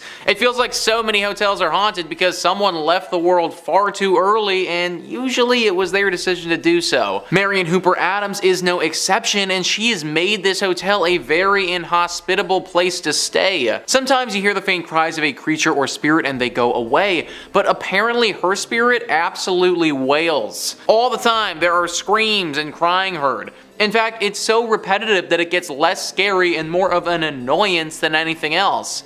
People literally just can't sleep at night because they're constantly listening to her crying over how her life ended. It's also a nuisance when they find things missing all the time. Marion likes to move things and steal items. Oftentimes, the valuables of these people are gone if they leave the hotel for an extended period of time and then come back. Now, maybe this part of the legend is actually just one of the hotel workers stealing stuff and blaming it on her, but either way, things will go missing if you stay here. It's overall just a horrible experience being at this hotel for an extended period of time, and I wouldn't recommend it to anyone. Number 4 on this list is Hotel Provincial. Located in New Orleans, this hotel is teeming with paranormal energy. USA Today says the 2-story Hotel Provincial with 94 rooms in the historic French Quarter is a retreat into old New Orleans. Like many New Orleans properties, it also claims to be a popular paranormal activity hub. Like other area hotels, the property acted as a medical facility for wounded Confederate soldiers and is said to still possess their spirits. From distressed soldiers and operating doctors to pools of blood, guests have reported it all. If actually staying at the property seems too spooky, it's also a stop on many walking ghost tours of the city as well. Pools of blood, guys. Literal pools of blood. Just imagine walking into your hotel room after a long day of doing stuff, getting into your PJs, moving the comforter over to your bed to slip in, and then seeing a bunch of blood just ooze out. This has actually happened to people before. That would absolutely scar me for life if something like that ever went down. Not to mention people actually getting physically scarred when they come here. People have reported getting attacked by unknown paranormal entities while staying here, waking up to a spirit completely ravaging them and having no idea how or why it's happening. This is not the type of hotel that you want to stay at, and you will literally risk your safety if you do. Number 3 on this list is the Pfister Hotel. This one has been around for a while and has got a lot of people scared who've stayed here. Travel and Leisure says the historic Pfister Hotel opened in Milwaukee in 1893 with elegant interiors and advanced technology for the times, including electricity, individual thermostat controls, and fireproofing, making it one of the most sought-after accommodations in the city. The hotel is supposedly home to a number of spooky sightings. In fact, several MLB players have reported their own personal ghost experiences in the hotel, and some are even too scared to stay there again. So guys, I actually run a podcast all about the MLB. Because I run this podcast, I'm pretty knowledgeable about the MLB. I have literally heard of this hotel before even doing research on this video. Players will flat out refuse to play here now because they get way too scared and can't get any sleep when they're there.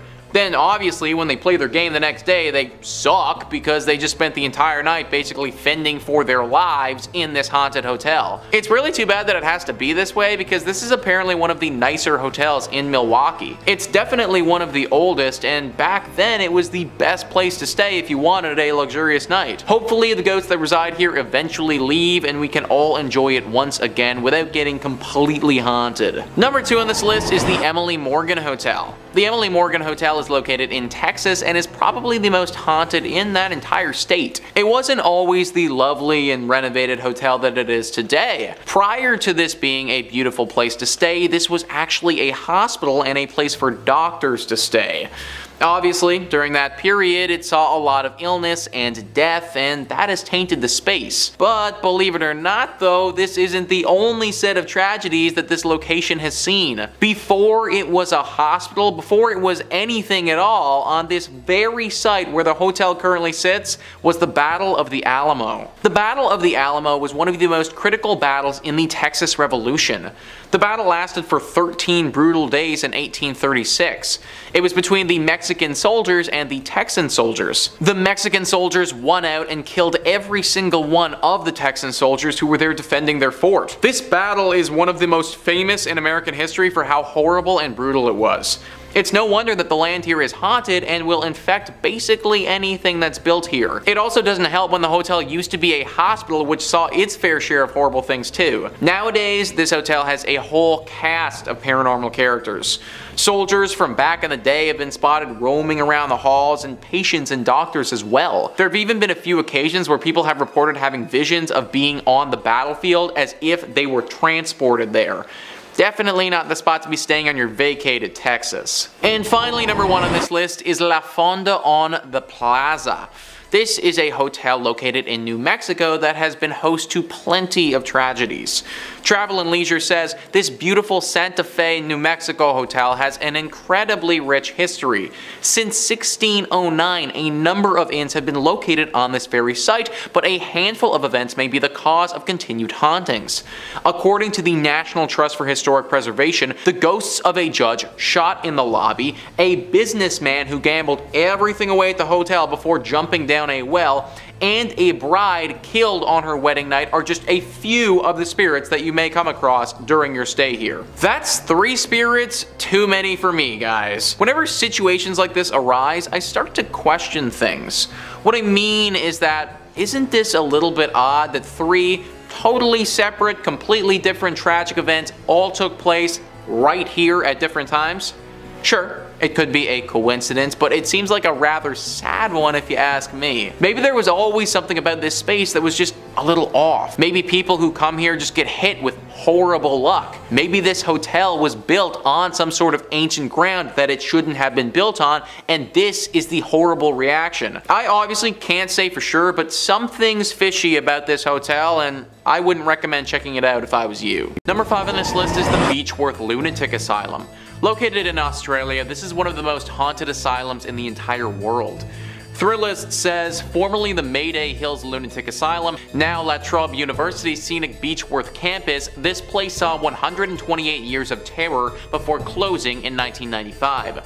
Apparently 9,000 patients died here over the years, and people were so fast and loose with the term lunatic that few patients ever left the premises alive. It comes as no surprise that a few people lingered after death. Faces floating in windows are a common sight, along with Matron Sharp doing her rounds and children laughing. Tommy Kennedy, who used to transport the dead out of the asylum and died there himself, still hangs around.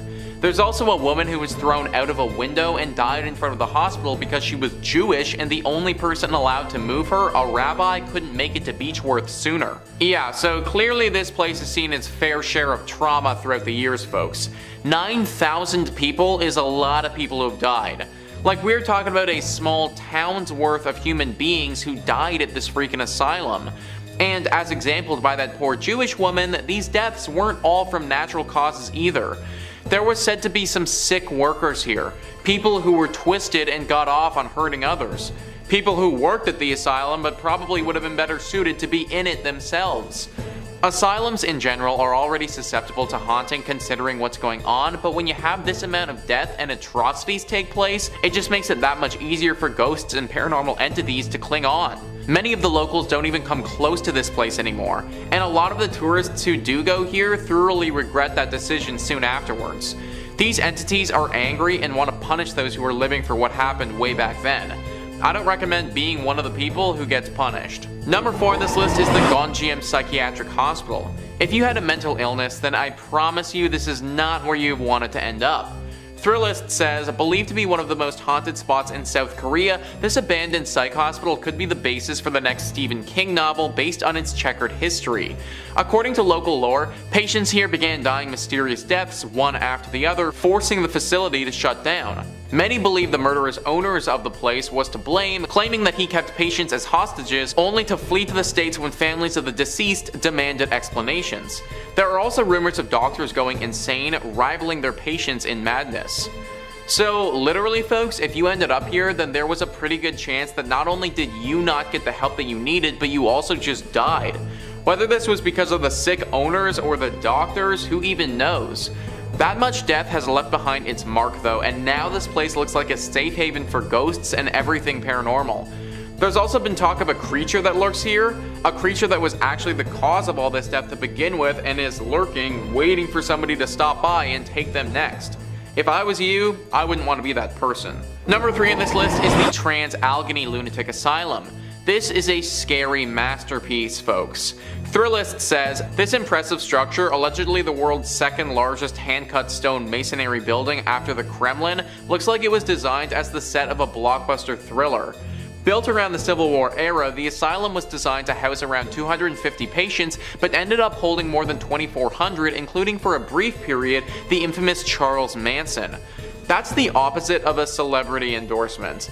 Along with severe overcrowding, profound abuse abounded. People were locked in cages, lobotomized with ice picks, chained to things, and the combination led to hundreds of deaths and a palpable air of suffering.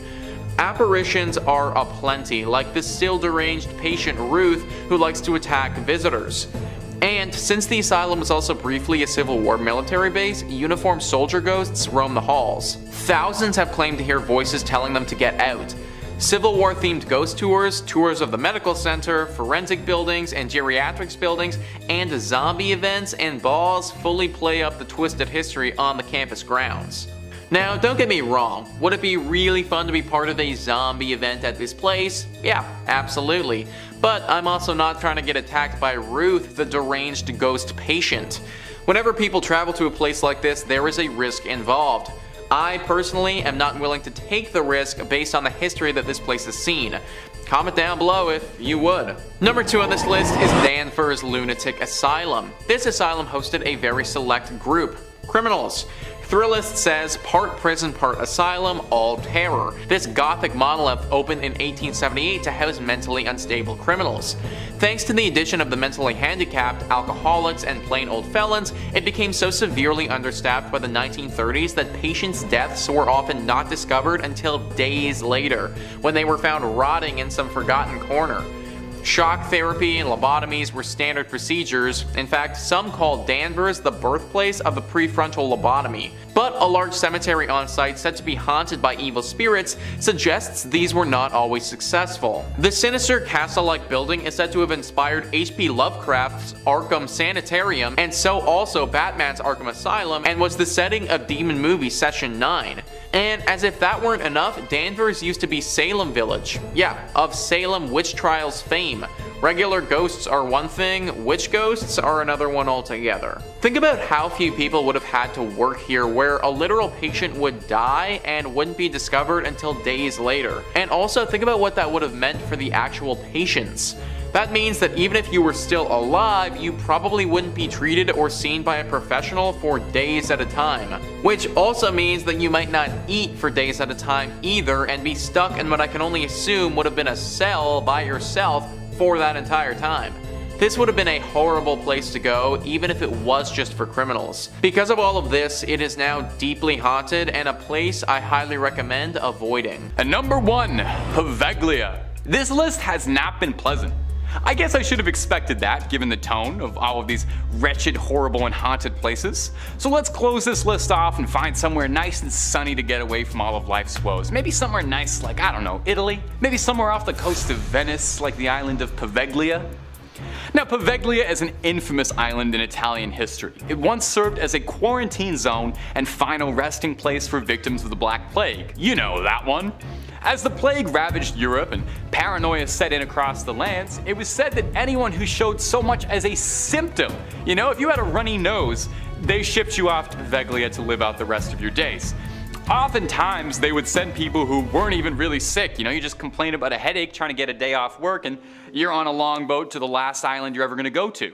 It's said that over 50% of the island's soil is made of burned human ash. Let that set in for a second. The ground itself is haunted. In the early 19th century, the island converted from a quarantine zone to a mental asylum because I guess it thought that that wasn't scary enough. The asylum did not do much to improve Poveglia's reputation. Instead of being home to the sick, now it was home to droves of mentally unwell patients being made into victims by a doctor's sick experiments. Cruel doctors at the asylum would impose their patients into lobotomies with no concern for sanitation or their safety, with chisels, drills, and rarely if ever using anesthetic.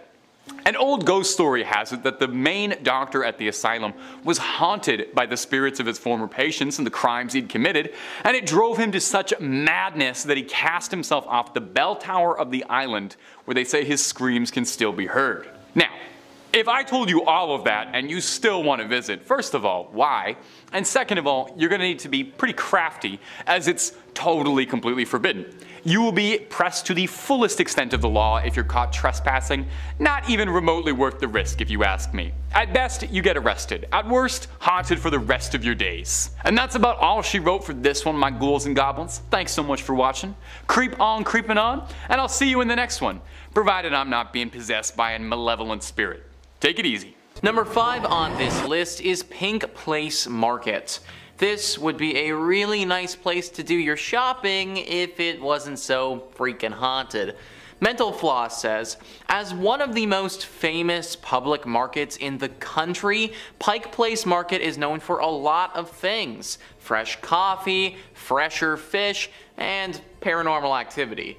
The Seattle Times reported on a number of figures who supposedly walk through walls or vanish into thin air.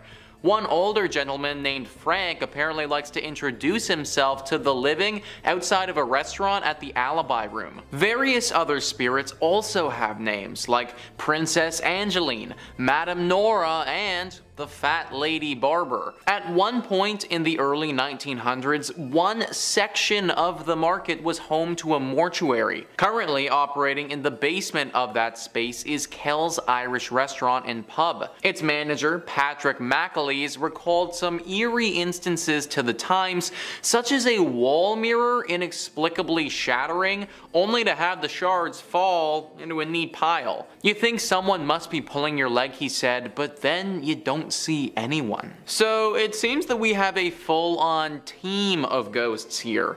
A small village of characters who are all moving around this mall marketplace in Seattle. Because there are so many of these paranormal entities, it makes it extremely difficult for anyone to get any shopping done without having some type of ghostly interference. You can't seem to get a good coffee here without a strong side of haunting along with it. There have been multiple attempts to rid the area of ghosts, but it just simply won't do. No matter how many experts are brought in here to cleanse the area or to put these spirits at rest, they continue to terrorize the people here, which is really too bad because from what I've heard, they have some really nice shops in here. Number 4 on this list is COS. So this is a big store in New York that has quite the haunted and terrifying history to it. Mental Floss says, New Yorkers can brush elbows with a ghost while doing some light shopping in Soho. The legend dates back to 1799 when Gulielma Elmore Sands tried to elope with her fellow boarding house tenant Levi Weeks. 11 days later, her body was found at the bottom of the well in Lispenard's Meadows, which is now 129 Spring Street. Since 2014, it's been the site of a COS retail store. Levi was arrested, tried, and acquitted in the first major murder trial in America that was fully recorded by a court stenographer. His attorneys, Alexander Hamilton and Aaron Burr. But Sands Ghosts is said to roam the area, a warning to other girls who might try to run off with their lovers. Curious shoppers can still see the well in COS. Just head to the back of the men's department in the basement. Okay, so I have a few questions with this one. Why, after someone was literally murdered here, do we still have this death well in this store? And also, what is a well doing in a store in the first place? Like, I get that it was the 1800s or whatever, but like, we just kept that thing as time went on. Someone literally died in that thing, and now people are wondering why there are ghosts around this place. Like, no wonder Sands Ghosts is still chilling in this area. Even she is probably wondering why this well is still here. Also, can I just make a comment about ghosts in general? I get that they want to warn us about stuff and all of that, but like, why can't they just leave us a nice note or, I don't know, sit down and have a conversation? Why do they need to freak the hell out of people and just leave people confused as to what they want? Anyways, this place is going to remain haunted for a while until someone deals with that well. I'd conduct your shopping elsewhere if I was you. Number 3 on this list is the Cherryvale Mall. This is just a mall that for whatever reason has decided that it wants to be haunted. Mental Floss says, since its opening in 1973, the Cherryvale Mall in Rockford, Illinois has been the site of some spooky vibes. The Rock River Times noted that mall employees reported feeling watched or followed after the venue closed at night. Others have reported that certain stores would be a mess in the morning with clothing scattered or displays knocked over, even if the space was cleaned before being locked up. And on an even more unsettling note, some even claimed that bathroom doors were held shut by an unknown force. So basically, for no good reason, this mall is just haunted now. Now it's either that or this mall is just regularly hit with burglary. Maybe the things are moved because people have been stealing stuff and then just don't put everything back the way that they found it when they first got there. Or, and this one's a long shot, but some people are just pranking the hell out of this mall and creating the legend of a haunting here for some reason. Like a Scooby-Doo-esque vibe where they're really trying to do something else at the mall and need people to leave it alone because they're scared. I don't know, I'm just trying to think of some reason why this mall would be haunted because there really isn't a good one. Comment down below if you guys know what could be causing this mall to be the way that it is. Number 2 on this list is the Diamond Center. The Diamond Center is located in Anchorage, Alaska, and it's very haunted. Alaska doesn't have that many people that live there. It's the largest state in America, and yet it has less than 1 million residents, which just makes what they did with this mall so much more disrespectful. A golden rule of thumb is do not build big stuff on top of ancient Native American burial sites. Well, guess what? They built the Diamond Mall on an ancient burial ground of Native Alaskans. Sure enough, what happens when you do that? Well, some pretty bad things. This mall is almost impossible to shop in now because of this, and honestly, rightfully so. You should never be building stuff on this land to begin with, but just think about how big Alaska is and how few people live there. Like, guys, we couldn't have just moved the mall a kilometer that way and built it over there? I mean, I think that you have the space for it considering you're freaking Alaska. Ghosts and spirits run rampant here, and many visitors and employees have had harrowing experiences with them. Some have even reported being attacked by these spirits and been told that they have to leave. Sadly, these people don't control what the mall does, and now that it's been put down, the wealthy people who own it, they don't seem to care about these ghostly appearances. And finally, number 1 on this list is Toys R Us. So I know that Toys R Us isn't necessarily a mall, but to a kid it certainly is, and let me tell you, if you're a child, then do not go to this specific Toys R Us. The one that I'm talking about is located in Sunnyvale, California, and it's very haunted. Mental Floss says, a haunted toy store sounds like a solid horror movie plot, but it's rumored to be a reality in Sunnyvale, California. According to Stranger Dimensions, the legend goes as such. The store was built on property that was formerly a plantation. The plantation's owner, Martin Murphy, hired a preacher named Johnny Johnson. Crazy Johnny, as the preacher was nicknamed, was in love with Murphy's daughter, Elizabeth. Unfortunately, Elizabeth was planning on marrying a lawyer, and as the story has it, Johnny was angrily chopping wood one day and fatally wounded himself by accident. His ghost reportedly wanders the land now home to the Toys R Us looking for Elizabeth. The usual objects coming off the shelves and footsteps have been reported, but the best anecdote was of employees once hearing a voice whisper, "The Lord giveth and the Lord taketh away," over the intercom system. Imagine hearing that over the intercom. How on earth could you ever show up to your work the next day? Like, that's it, guys. I am done. I am fully out of there if that's what's coming on over the intercom. I also want to know, what is this ghost referencing? What is he planning on giving, or what's he planning on taking away? Unless he really is just citing the Lord and saying that. Toy stores are supposed to be ghost-free. There isn't supposed to be some haunted menace terrorizing the people who come and work here. That isn't the case at the Sunnyvale Toys R Us.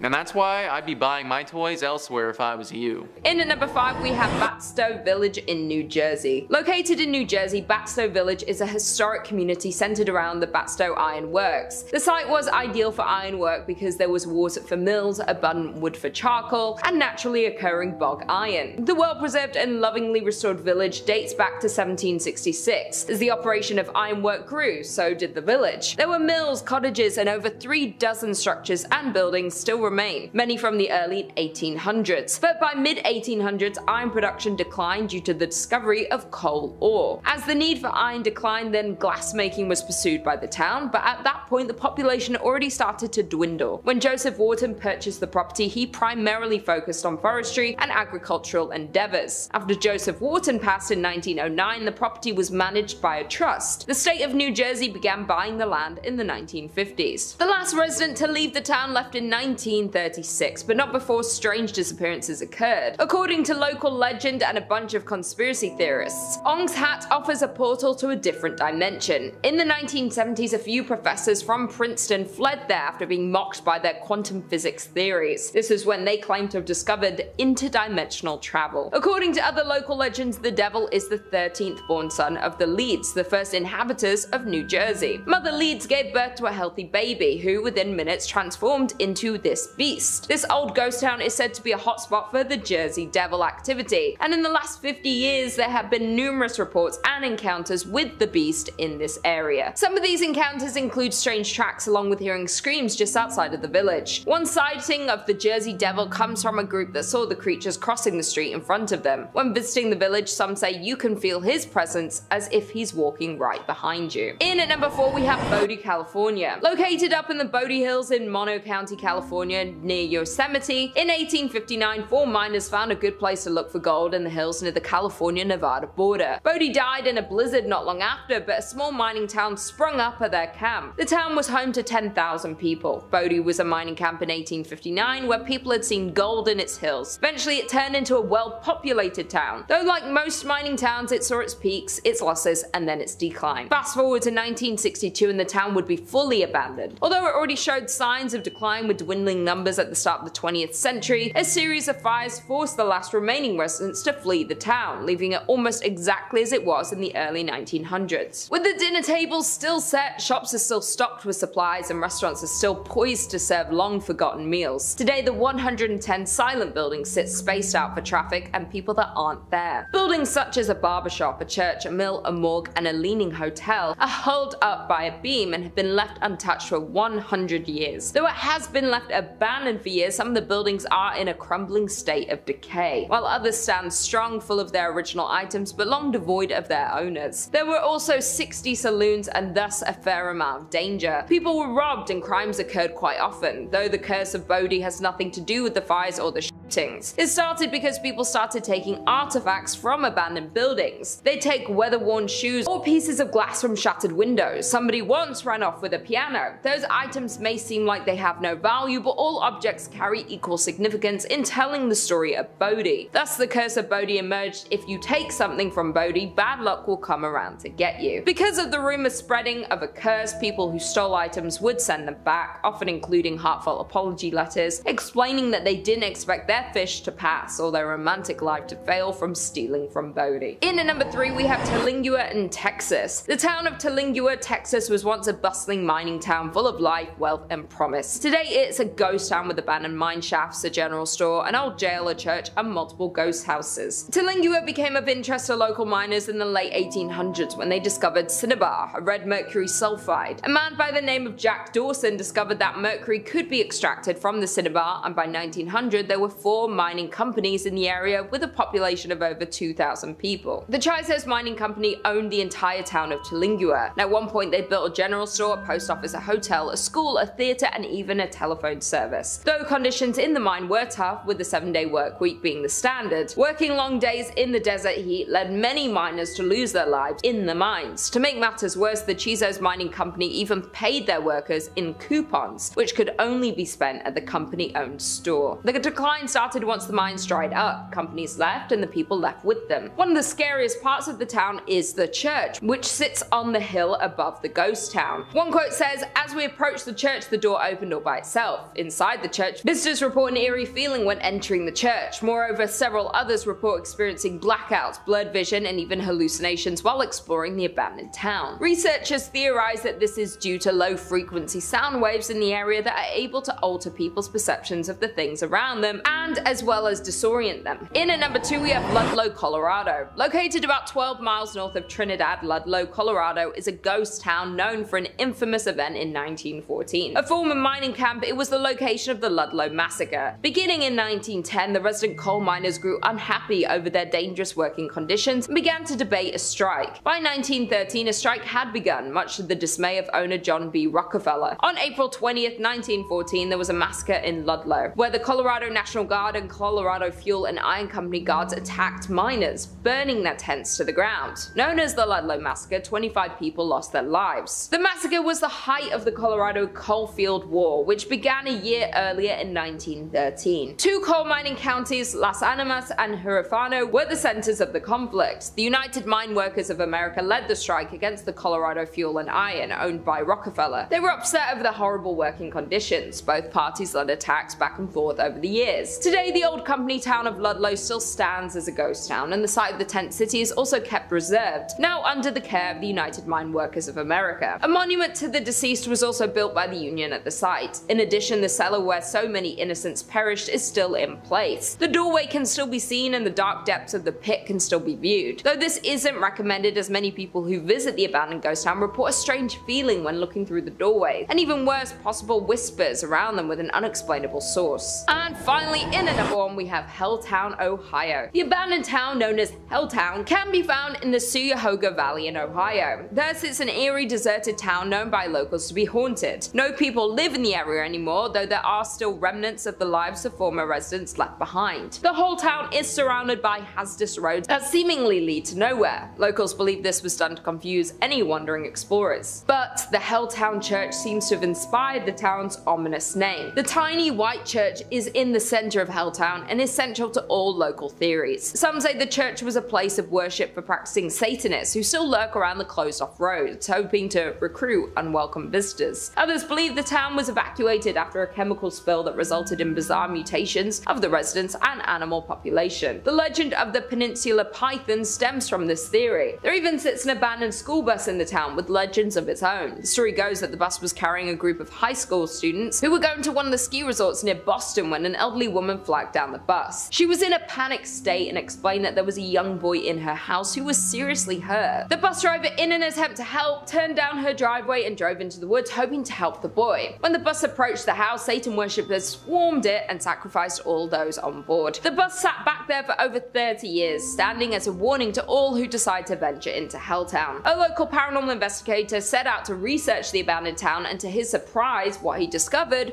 was truly frightening. He describes Helltown as not just truly abandoned, but is home to many spirits and hauntings. His personal experience with a ghost encounter was returning to his car to find strange people looking into his car windows. Both times the people vanished as soon as they saw him approaching the car before he had a chance to speak to them. Hello once again, my frightful ghouls and goblins. I'm Taylor, your casual crypt keeper, but you already knew that. And today we're going to be taking a trip around the world, exploring some of the most haunted places this beautiful blue globe has to offer. With the only trouble that most of these places are explicitly forbidden from people ever stepping foot in. For good reasons too. Let's take a tour from our chair, couch, bus seat, or wherever you are, and explore the top 5 haunted places you're prohibited from visiting. Don't worry though, we're not breaking any laws if you're just doing it through the internet. Let me know down below if there's a forbidden place you would just love to see yourself in person someday. Me personally, I honestly would like to see Chernobyl someday. I think it would be cool. Alright, let's dive on in. Number 5. The Castle of Good Hope. Coming up first on our list of haunted hotspots is going to be the Castle of Good Hope in Cape Town, South Africa. It was first built in the 17th century by the Dutch East India Company, so you just know there's bad vibes there to begin with. It's the oldest colonial building in South Africa, and if you believe the local legends, it's allegedly one of the most paranormal spots in the country. The first reported paranormal sighting from the castle came from 1915, when a tall, pale, mysterious man dressed in black, he sounds familiar, whose attire didn't match the era at all, country or anything, appeared seemingly out of nowhere, walking alongside one of the castle's ramparts before vanishing as soon as he appeared. Now that's pretty weird, definitely, not quite enough to label a place haunted, but it was a one-off incident, right? Well, in 1947, this same strange man kept appearing, making regular visits for weeks on end. He'd be jumping off the castle's walls, seemingly plummeting to his doom, only to reappear again to do it all again. I gotta be honest, he sounds kinda sick, all things considered. Sounds like he just wants to bungee jump and vibe out as a ghost. Another popular story from the castle is that of former governor, one Peter Giesbert van Noot. Whew, you try saying that 5 times fast. He passed in the castle on the 23rd of April, 1728, the same day he had sentenced 7 army deserters to the death sentence. The legend has it that one of these soldiers hexed him and demanded he face him and watch the execution. Van Noot was apparently a bit squeamish and refused the invitation, and later that day was found dead at his desk, slumped over. And some believe his ghost still wanders the castle's halls. And there were more ghosts I couldn't even fit into this one video because there's so many hauntings from this place. I recommend you read up about it afterwards. And if you want way more videos about haunted spots, ghosts, goblins, aliens, cryptids, conspiracies, true stories, fake stories, we got all of that and then some. So click through on Top 5 Scary, find something to watch, something to fall asleep to, I don't judge. Stay subscribed, stay scared, but stay watching this video. We worked hard on it. Alright, moving on through. Number 4, the Chernobyl Exclusion Zone. Maybe this one's a bit of an obvious pick, but our next entry is going to be the infamous Chernobyl Exclusion Zone, the real-life post-apocalyptic wasteland of Pripyat. Have you ever heard the word canopsia? Maybe not, I don't even know if I'm pronouncing that right. I only learned this word today. But it refers to a feeling of seeing an atmosphere that you know is supposed to be populated, but isn't. And I feel like that word definitely applies to Chernobyl, or like liminal is a very good feeling too. It is kind of a liminal space, because you see all of these buildings and you can imagine a life happening there, but it's frozen in time. The Chernobyl blast would be enough to cover a whole video and then some. I heard there was a very good HBO series about it. And trying to cover it in under 2 minutes would be foolhardy, so here's the super quick Coles Note versions. Is that a late night safety test simulating a station blackout power failure ended up starting a huge blast, which eventually threw radioactive material that blew all over Pripyat and the surrounding areas, causing everyone to have to pick up everything and evacuate, never to return. 50,000 people used to live here, and now it's a ghost town. And yeah, I'm not gonna lie, I only know that line from COD 4. All gillied up, best level in the series. That one's just for my gamers out there. Now you can actually visit Chernobyl, although they don't really recommend you do. You know, it's not a fun hotspot for tourism or anything. People who delve into the zone for recreation, or to find things, are called stalkers, named after the Tarkovsky movie of the same name, revolving around visits to a strange zone, and not the video game Stalker, where bandits raid the apocalyptic zone, although you would be forgiven for thinking that. Visiting the zone is no easy task. For one, it's recommended that you absolutely go with a guide or someone who knows the area very well, and then come all the requirements. You mustn't touch anything whatsoever. No vegetation. There are wild dogs that live in Chernobyl, and they're very cute, but you can't touch them at all because there could be traces of radiation in their fur. You have to wear an outfit that covers as much as possible. Big boots, you know, don't show up in your sunners and flip-flops. They recommend wearing a mask too to avoid inhaling any dust or, you know, any of the radioactive particles that could still be floating around in the air. Real life radiation, not half as fun as the comic books. You are very unlikely to come out of here with any web slinging superpowers. More likely just gonna have a bad cough and, you know, your family's gonna get real sad. You're asked not to enter any buildings because some are so degraded that they could collapse literally at any minute with the wrong pressure applied somewhere, and then you're just another tragedy. Now, I've never been, but from pictures, Chernobyl genuinely seems unreal, like it's not part of the world, you know? It seems like it's something out of a movie or a video game, but it's this harrowing, soul-crushing reflection of our reality, a stark warning on the dangers of nuclear power, and a grim reminder that your life as you know it can be upended forever in but a moment. Number 3. Mausoleum of the First Qin Emperor, Qin Shi Huang. The tomb of former Emperor of China, Qin Shi Huang, is notable for many reasons. Maybe it was because in 1974, when farmers from the Shaanxi province were digging a well, they discovered hundreds upon hundreds of terracotta soldiers, complete with horses, chariots, officers, infantry, a court, I think even some bears, oh my. They discovered one of the world's greatest archaeological wonders. 2,000 terracotta soldiers in Qin Shi Huang's tomb. The tomb was built like this basically to serve as history's most impressive flex. Qin Shi Huang wanted to make it good and clear that even in death, he held more might and more power than anyone could ever imagine. You know that saying, you can't take it with you? Well, he wanted to take it with him. He wanted his own army to serve him in the afterlife. The wild part about this is we don't even know how far it goes, since it still hasn't fully been uncovered even all these years later. Those thousands of terracotta soldiers might just be the first wave of guys. While he reigned, Qin Shi Huang wanted to make very sure that his tomb was a good approximation of his legacy, so thousands of laborers worked tirelessly for decades to create an emperor's tomb. They think that 700,000 laborers worked on this for 40 years. That's already unbelievable, but Qin Shi Huang only even lived to be 49, so good thing they got that done in time, eh? Qin Shi Huang himself is buried beneath an enormous pyramid mound that stands a good distance away from the rest of the tomb. Now here's where the haunted part starts to come in.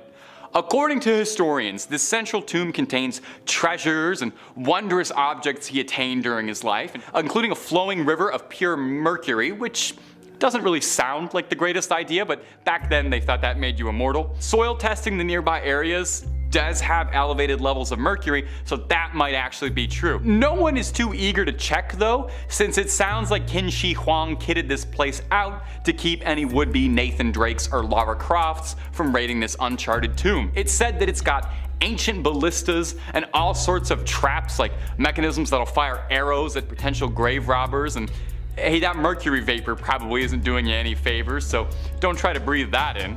In any case, the Chinese government has been in no rush to explore what's down there. It's best to let the sleeping dead lie, especially when the sleeping dead has thousands of personal bodyguards, and it's probably haunted, let's be real. Number 2. Snake Island. Our next entry, Isla de Quimada Grande, is formally dubbed as Snake Island, which really should tell you right off the bat that whatever I'm about to describe is not a friendly place. Traditionally, places are only named things like Snake Island if they're like, filled to bursting with snakes, or if they're home to like a snake-themed supervillain or something. I'm pretty sure the guys who fought G.I. Joe lived on Snake Island. Anyway, Snake Island is called that because by conservative estimates, there's roughly a snake for every square meter of the island, meaning there's anywhere from 4,000 golden lancehead vipers or more living there. There's more snakes than there are people, and that's because most Brazilian locals know way better than to go to an island where one of the most venomous snakes on the planet live. Yeah, I left that part out. Well, I'm talking about it now. It's not just like garter snakes slithering about here. Isla de Quimada Grande is home to the golden lancehead, a beautiful creature in its own right that just happens to be one of the most lethal bites to humans. A bite from this snake can cause, let's list off some fun side effects: kidney damage, necrosis, brain hemorrhaging, venom poisoning, and oh, my favorite, internal intestinal damage. So just leave them alone. Even if for some bizarre reason I've told you all of that and you just love going to places you're not meant to and you're just dying for a chance to go visit venomous Snake Island, you are going to run into a bit of trouble because it's literally forbidden. The Brazilian government strictly monitors those who travel. Naval forces do visit annually to maintain the lighthouse, and there's a research station to study and analyze the local population, but all of these visits are accompanied by paramedics and trained doctors, just in case any of the locals decide to say hello the only way they know how.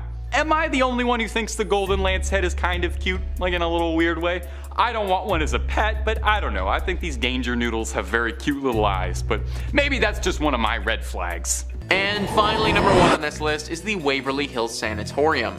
This is an asylum that I've talked about a few times on this channel before, which speaks to how haunted it actually is. Thrillist says, with an alleged 63,000 deaths taking place inside its walls, this place is up to its eyeballs in spirits, not surprisingly topping lists of America's most haunted spots. Originally built as a tuberculosis hospital in 1910, the building saw many die from the disease, but tales of mistreatment and dubious human experimentation trickled out, and patients left the premises in what was known as the death tunnel or body chute.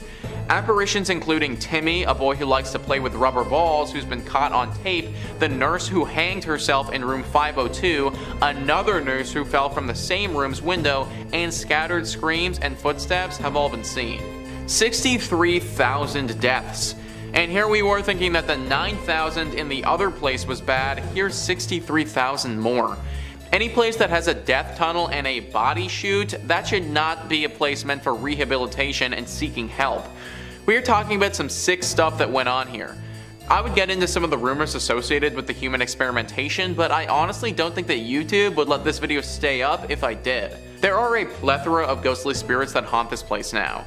Dark spirits that have lost all sense of humanity and are more demon than spirit. This is a spot that must be avoided at all costs. Number 5, Isle of the Dolls. I'm not a good Spanish speaker, man. Do you ever get creeped out when you see a baby doll lost somewhere, like on the side of the road or something? You know, a cute little plaything, caked in muck and grime, lost out in the woods? Dolls have been a staple of horror movies and stories for years, and it's easy to see why. There's always a bit of an uncanny valley thing, those lifeless eyes staring at you. Well, imagine if you had to deal with an island of hundreds, if not thousands, of dolls staring at you. Do you think you'd handle that well?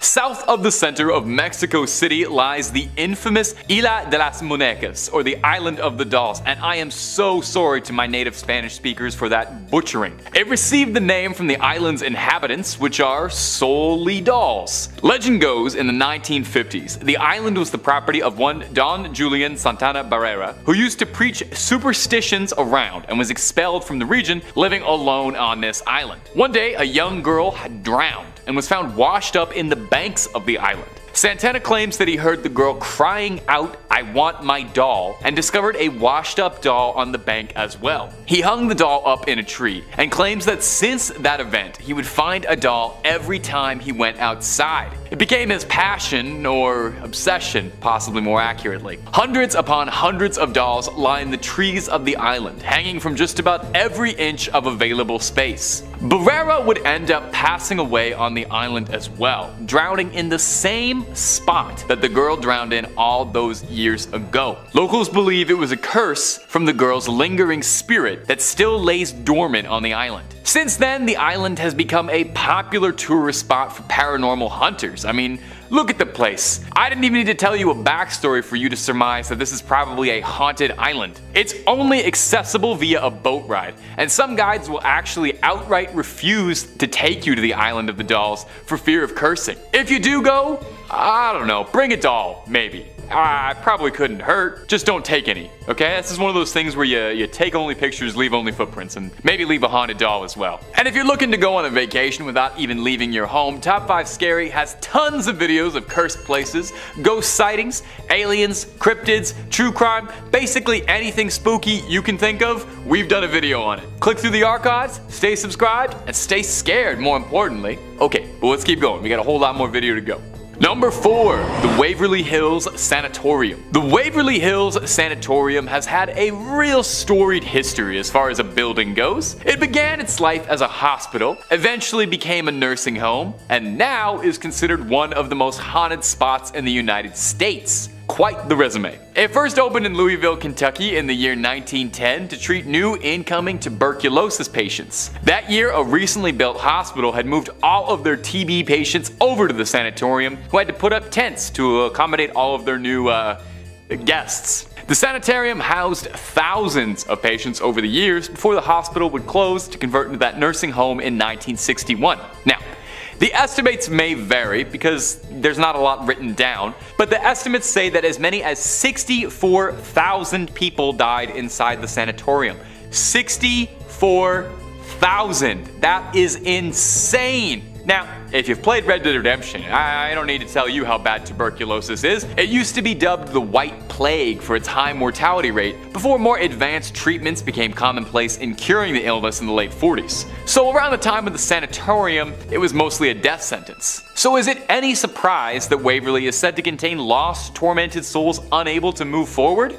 No, not particularly. There's an underground tunnel from the sanatorium to the bottom of the hill, which was used to transport dead patients. The tunnel is supposedly haunted by those who made their last journey through it. One of the most notable haunted spots in the building though is room 502, which is said to contain the ghost of a nurse in uniform. There's a couple different legends corresponding to this. One says that the nurse took her life jumping out of that window, and another who said the nurse took her life by hanging because she was pregnant. And neither one of those is particularly pleasant to think about as the good option. These days, if you're feeling particularly brave, the sanatorium has opened its doors once again, offering tours for would-be paranormal investigators looking to get a couple beeps on their EVP meters. Just don't say that nobody warned you. Number 3. Epping Forest. Nothing quite like a good haunted forest, is there? Nice tall trees really provoke the imagination when it comes to campfire stories, and Epping Forest is quite the setting for all kinds of creepy spine chillers. The size and density of Epping Forest has made it an infamous spot for all kinds of criminals to conduct and plan their devious crimes. In the early 1700s, it was the hunting grounds of one particularly infamous highwayman, Richard Turpin, who would hid there and commit robberies. Now,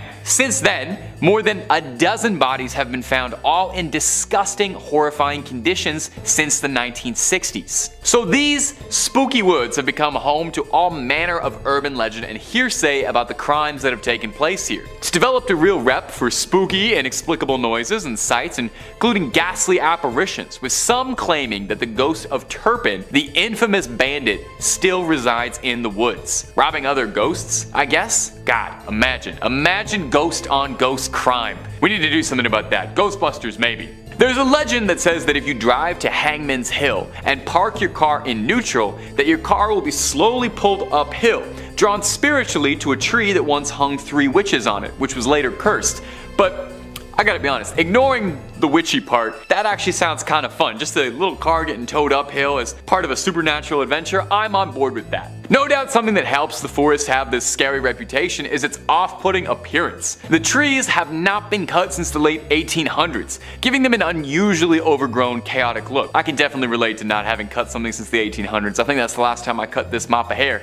Number 2, the Queen Mary. We've got a few good haunted woods, an old abandoned hospital, and I think for good measure we should toss in a haunted ship. Does this video not have any haunted houses? Wow, okay, hey, we're breaking new ground. There are few ships in the United States allegedly even half as haunted as the Queen Mary, a decommissioned ship that was converted into a hotel in Long Beach, California. It's stately, lush, and its lower decks are filled to bursting with restless spirits. The ship was christened in the mid-30s by Queen Mary herself, hence the name, and it was retired 3 decades later when it was then converted into a hotel, where guests can go and sleep in a stateroom and roleplay that they're crossing the Atlantic in style. But the continental breakfast is far from the only reason anyone goes to check it out, although I have heard it's amazing. Just make sure you get there early, those eggs go fast. There's a variety of hotspots that are said to be congregation points for spirits. The most famous is Stateroom B340, a problem before the place was even haunted, actually. In 1948, a passenger, Walter J. Adamson, passed away in the room under unknown conditions. Nothing came of it until 1966. A woman staying in the room reported she was woken up when the bed covers were pulled away and she saw a spectral man standing at the foot of her bed. She didn't assume this was the room service, so she screamed and rang for a steward, but as soon as somebody arrived, the man had vanished. Guests staying at the room claim they hear someone knocking at the door in the middle of the night. The Mary's maids complain that they find water running in B340 when no one's been in it in days. Wet bandits, that's a sign of the wet bandits for sure. People have reported all kinds of ghosts around the pool as well. Some notable ones include a woman in an old wedding gown next to a young boy in a suit, a cloud of steam appearing out of nowhere along with a girl in a blue and white dress who disappears and reappears in an instant. Whew. I'll stay on the land, I think, where all the land ghosts are. At least I know what those ones are. I trust them. And number 1, the Mal Dyer Rock. Do you believe in witches? For the residents of Leonardtown, Maryland, their town's history has been plagued by rumors and accusations surrounding one infamous resident, Mal Dyer, the Witch of Leonardtown. In the early 17th century, illness was ravaging this small community, taking a harsh toll on crops and wildlife, and the difficulty of the winter had crushed most residents' hopes of surviving the season. The town was deeply religious, and the harsh season led the townsfolk to believe a witch was to be blamed instead of just like polls and seasons and stuff, but they didn't really have a lot of books, so witches made a lot more sense. The church had determined that one resident in particular, Mal Dyer, an old widow who lived alone on the edge of town, was the witch who was tormenting the villagers. I get it, old crone on the edge of town, bad season, all the crops died. It definitely sounds like she was a witch. Well, it wasn't long before hurtful hearsay like that turned into a pitchfork-wielding mob who burned down Mal's small hut. Mal ran from the fire into the wilderness, but, being an old woman, collapsed shortly. She grabbed onto a boulder and raised her left hand to the moon and allegedly cursed at the village for what they had done to her. Her body was found frozen with her hand held upwards towards the sky. Since then, the boulder she was found on has been dubbed the Mal Dyer Rock, and it's actually protected with plexiglass in an attempt to contain whatever curse that she unleashed onto the world. Many supernatural events are reported in the woods around this rock, ranging from shadow people, will-o-wisps, stories of spirits running through the road causing car accidents, thick unnatural fog, and lightning strikes around the rock are all common legends and elements of Mal Dyer's ancient curse on the town of Leonardsville. Now, some fun little trivia for some horror movie fans out there. The story of Moll Dyer served as one of the inspirations for the titular character in the cult classic horror flick Blair Witch Project, you know, about a spooky witch who got isolated in the woods. So if you're ever visiting Maryland and you want to see Moll Dyer's rock, make sure to bring the video camera, shake it all up a bunch, because if you play your cards right, that's a 3-picture deal and a whole movie franchise. Number 5 on this list is Pink Place Market. This would be a really nice place to do your shopping if it wasn't so freaking haunted. Mental Floss says, as one of the most famous public markets in the country, Pike Place Market is known for a lot of things. Fresh coffee, fresher fish, and paranormal activity. The Seattle Times reported on a number of figures who supposedly walk through walls or vanish into thin air. One older gentleman named Frank apparently likes to introduce himself to the living outside of a restaurant at the Alibi Room. Various other spirits also have names, like Princess Angeline, Madame Nora, and the Fat Lady Barber. At one point in the early 1900s, one section of the market was home to a mortuary. Currently operating in the basement of that space is Kell's Irish Restaurant and Pub. Its manager, Patrick McAleese, recalled some eerie instances to the Times, such as a wall mirror inexplicably shattering, only to have the shards fall into a neat pile. You think someone must be pulling your leg, he said, but then you don't see anyone. So it seems that we have a full-on team of ghosts here. A small village of characters who are all moving around this mall marketplace in Seattle. Because there are so many of these paranormal entities, it makes it extremely difficult for anyone to get any shopping done without having some type of ghostly interference. You can't seem to get a good coffee here without a strong side of haunting along with it. There have been multiple attempts to rid the area of ghosts, but it just simply won't do. No matter how many experts are brought in here to cleanse the area or to put these spirits at rest, they continue to terrorize the people here, which is really too bad because from what I've heard, they have some really nice shops in here. Number 4 on this list is COS. So this is a big store in New York that has quite the haunted and terrifying history to it. Mental Floss says, New Yorkers can brush elbows with a ghost while doing some light shopping in Soho. The legend dates back to 1799 when Gulielma Elmore Sands tried to elope with her fellow boarding house tenant Levi Weeks. 11 days later, her body was found at the bottom of the well in Lispenard's Meadows, which is now 129 Spring Street. Since 2014, it's been the site of a COS retail store. Levi was arrested, tried, and acquitted in the first major murder trial in America that was fully recorded by a court stenographer. His attorneys, Alexander Hamilton and Aaron Burr. But Sands Ghost is said to roam the area, a warning to other girls who might try to run off with their lovers. Curious shoppers can still see the well in COS. Just head to the back of the men's department in the basement. Okay, so I have a few questions with this one. Why, after someone was literally murdered here, do we still have this death well in this store? And also, what is a well doing in a store in the first place?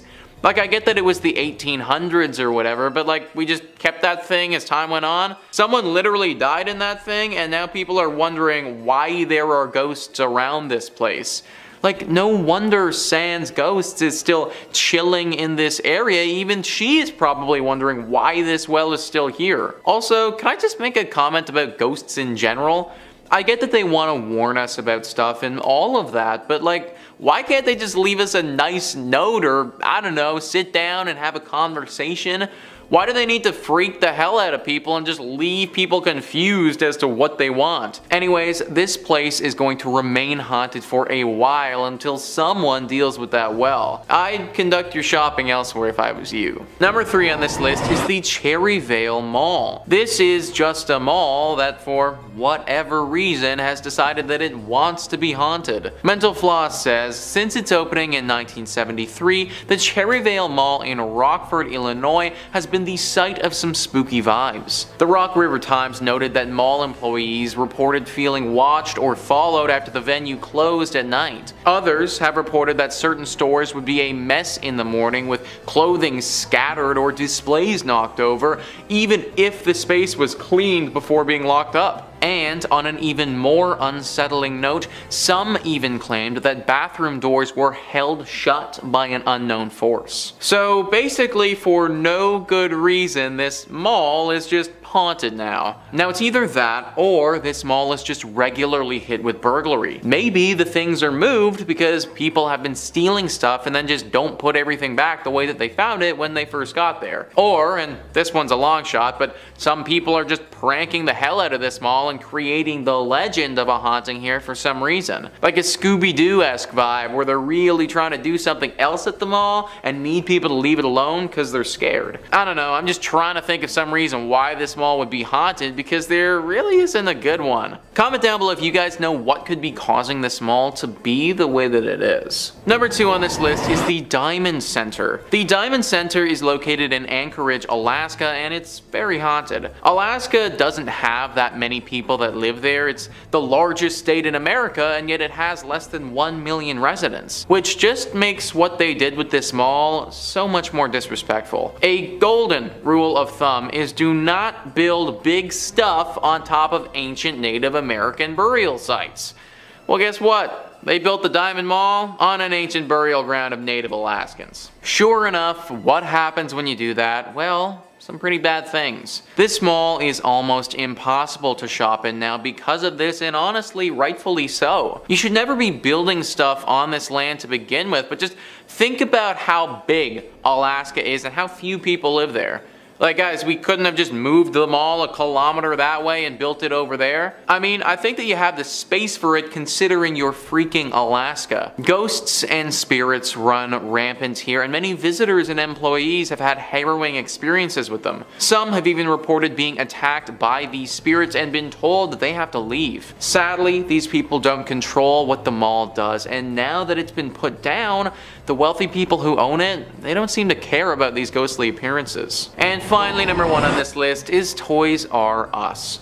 So I know that Toys R Us isn't necessarily a mall, but to a kid it certainly is, and let me tell you, if you're a child, then do not go to this specific Toys R Us. The one that I'm talking about is located in Sunnyvale, California, and it's very haunted. Mental Floss says, a haunted toy store sounds like a solid horror movie plot, but it's rumored to be a reality in Sunnyvale, California. According to Stranger Dimensions, the legend goes as such. The store was built on property that was formerly a plantation. The plantation's owner, Martin Murphy, hired a preacher named Johnny Johnson. Crazy Johnny, as the preacher was nicknamed, was in love with Murphy's daughter, Elizabeth. Unfortunately, Elizabeth was planning on marrying a lawyer, and as the story has it, Johnny was angrily chopping wood one day and fatally wounded himself by accident. His ghost reportedly wanders the land, now home to the Toys R Us, looking for Elizabeth. The usual objects coming off the shelves and footsteps have been reported, but the best anecdote was of employees once hearing a voice whisper, "The Lord giveth and the Lord taketh away," over the intercom system. Imagine hearing that over the intercom. How on earth could you ever show up to your work the next day? Like, that's it guys, I am done. I am fully out of there if that's what's coming on over the intercom. I also want to know, what is this ghost referencing? What is he planning on giving, or what's he planning on taking away? Unless he really is just citing the Lord and saying that. Toy stores are supposed to be ghost free. There isn't supposed to be some haunted menace terrorizing the people who come and work here. That isn't the case at the Sunnyvale Toys R Us. And that's why I'd be buying my toys elsewhere if I was you. Number 5 on this list is the Forest of Brocéliande. Now this forest has literally had young men enter into it and then never come out again. Matador Network says, according to some Celtic legends dating back to the Middle Ages, this forest in the northern part of France was said to have a mystical aura. Some people believe these woods are the ones described in the legends of King Arthur. The wizard Merlin was said to have been briefly imprisoned in an invisible tower power here and is thought to be buried at a mysterious location widely called the Tomb of Merlin. Also here is the Val Sans Retour, or Valley of No Return, where it's said that the King Arthur's sorceress, half-sister Morgan Le Fay, trapped and held young knights who were not faithful. After researching a decent amount about Morgan Le Fay, pretty much all of the legends indicate she's evil. She was initially supposed to be a healer, but then turned bad and got corrupted by witchcraft. Obviously, she was using this witchcraft for no good in this forest as well. Don't get me wrong, folks, being unfaithful and cheating on your partner, that isn't cool, but I also don't think that every single person who does it needs to get murdered by an evil witch. No one knows her exact kill count as far as how many men she lured in here to disappear forever, but from my reading, it certainly seems like a lot. It should also be noted that this forest underwent a horrible forest fire in 1990, and many people thought that there could be some sort of link to the curse that surrounds this place in some way. I don't know if that's true or not, but this was a particularly horrible forest fire, and considering what has happened here in the past, I wouldn't be totally shocked. If you do manage to make it through this forest without disappearing, then there could be great wonders awaiting if you manage to find Merlin's tomb. I would only imagine that there's some pretty incredible treasure or magical artifacts in that tomb if one was to find it. Granted, we have had hundreds of years to do so and no luck so far. Probably best to just stay away from this place and not risk disappearing for good yourself. Number 4 on this list is Smolensk Forest. This forest was particularly deadly if you happen to be a Polish soldier. That's right, folks, this forest was host to one of the deadlier battles in all of history. Matador Network says, this really was the site of the Katyn Massacre. During World War II, a mass grave with 20,000 Polish soldiers and military leaders secretly slaughtered by Joseph Stalin's army was discovered. Only a decade ago, a plane carrying nearly 100 of the most important political and business officials of Germany crashed here, killing everyone on board. It was a shocking day for the people of Poland, for whom this scary forest was already the site of a painful history. You can forgive them for believing that this patch of earth is cursed. So that's what happened, and you better believe that it's left something behind. Tons of ghostly apparitions have been sighted here throughout the years. I mean, I think when 20,000 people die, plus the tragedy with the plane, then it's just simply too much for an area to handle, and bam, now we have a haunting. Now, I think it's safe to say that people have definitely disappeared here in the past based on the circumstances. But that doesn't mean that we're all good now either. I highly doubt that the ghosts who live here are going to be totally cool with people just cutting through their home now. Extreme fog has been reported here from the locals, fog that comes on super fast without warning. It would be very easy for ghosts to snatch somebody up in all of that and make you disappear if they wanted to. Tread very carefully in Smolensk Forest. Number 3 on this list is Epping Forest. There could be some very scary and questionable characters lurking in this forest, people who you really shouldn't want to mess with. Matador Network says, part of the dense urban forest that London comprises, the 9 square mile Epping Forest has long been the perfect place for criminals to lay low or to bury their murdered victims. Frighteningly, more than a dozen such victims have been discovered here in the last half century. At least one murder took place in the forest itself at the hands of a notorious highwayman, Dick Turpin. Many of the trees here haven't been cut in nearly 150 years, following legislation to protect the area, leaving them with weirdly deformed shapes. Add in reportedly creepy sounds and ghostly sightings, and this is one hair-raising walk through the woods. Yeah, so when I was referencing the questionable characters, I was talking about deadly criminals, and when I said that you might not want to run into them, well, that's because they could just kill you. Clearly some sort of operation is going on in this forest. Maybe some type of drug deal that goes down here or something like that. If you happen to be going into this forest at the wrong time and stumbled upon something like that, then that's game over. Your picture perfect hike is turning bad really fast. Clearly tons of people have disappeared here over the years.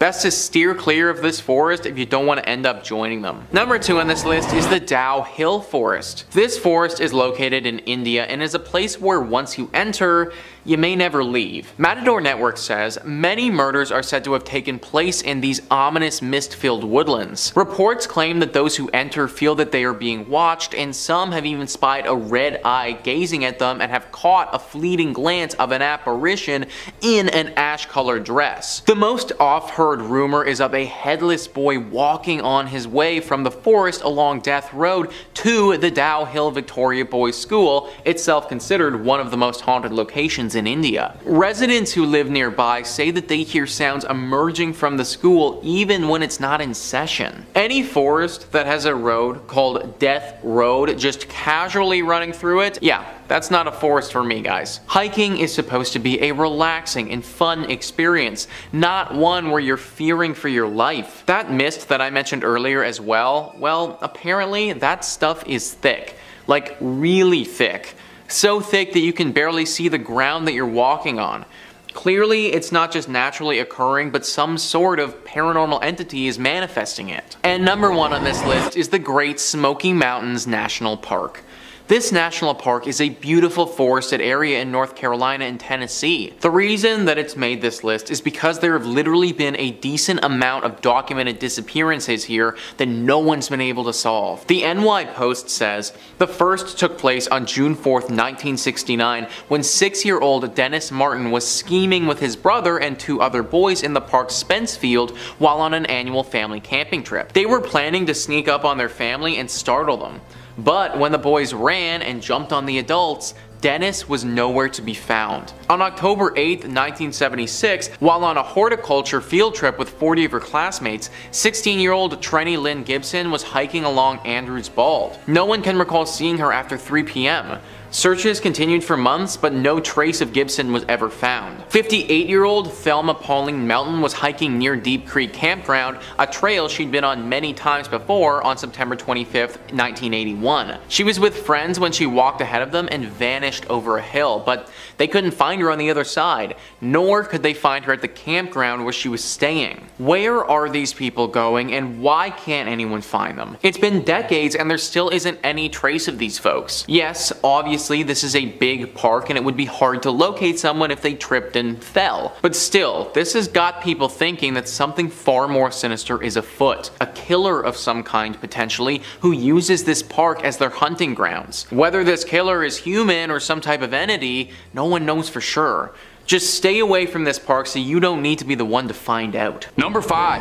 Himuro Mansion. Up first on this list of haunting places in Japan is Himuro Mansion, an oft-repeated folk tale and Japanese urban legend that's told with a hushed whisper. It's one of the more famous urban legends of Japan and actually ended up inspiring the Fatal Frame series of horror video games if you're a fan of those. The legend goes that the mansion once belonged to a wealthy and influential family. Noble and well-respected, people would speak of rumors of the family's involvement in the occult and their practice of sinister rituals. The most notorious one was known as the strangling ritual, which was performed every half-century to prevent an ages-old dark curse that would engulf the mansion and its inhabitants and spill out into the surrounding lands. This ritual involved selecting a young noble girl from a prestigious lineage. She was then known as the Rope Maiden, and I know what that name sounds like, but it's not for good reasons, trust me. The Rope Maiden on the day of the ritual would be tied and bound to 4 horses, and I promise you don't want to know what comes next, but you can probably imagine. The story goes that when it came time for the last ritual, the maiden was smitten with a member of the family who wanted to run away with her. The patriarch of the family raised his blade to the maiden and then on his own family, and finally himself. Himuro Mansion was abandoned and lost to time. Whether or not it still stands is even a dispute. The legends say that if you find Himuro Mansion and you take photos at it, you'll see the ghosts of all the Rope Maidens of past. This legend is what directly inspired the Fatal Frame series of horror video games, which all revolve around using a camera to take pictures of ghosts in abandoned mansions. So you can see where that idea turned into the final project. They're one of the most terrifying games I've ever played, and if you've never played one, I definitely recommend, especially if you're a fan of Japanese urban legends. And I assume you are, so why you're watching this video. But if you're looking for more Japanese urban legends, or heck, any urban legend around the globe, Top 5 Scary has all of that and then some. In fact, if you can think it up, we've probably done a video or 2 or 3 on it. So hit subscribe, please make sure you hit that bell as well, and would you kindly do that at the end of this video, because I got 4 more scary Japanese urban legends coming for you right now.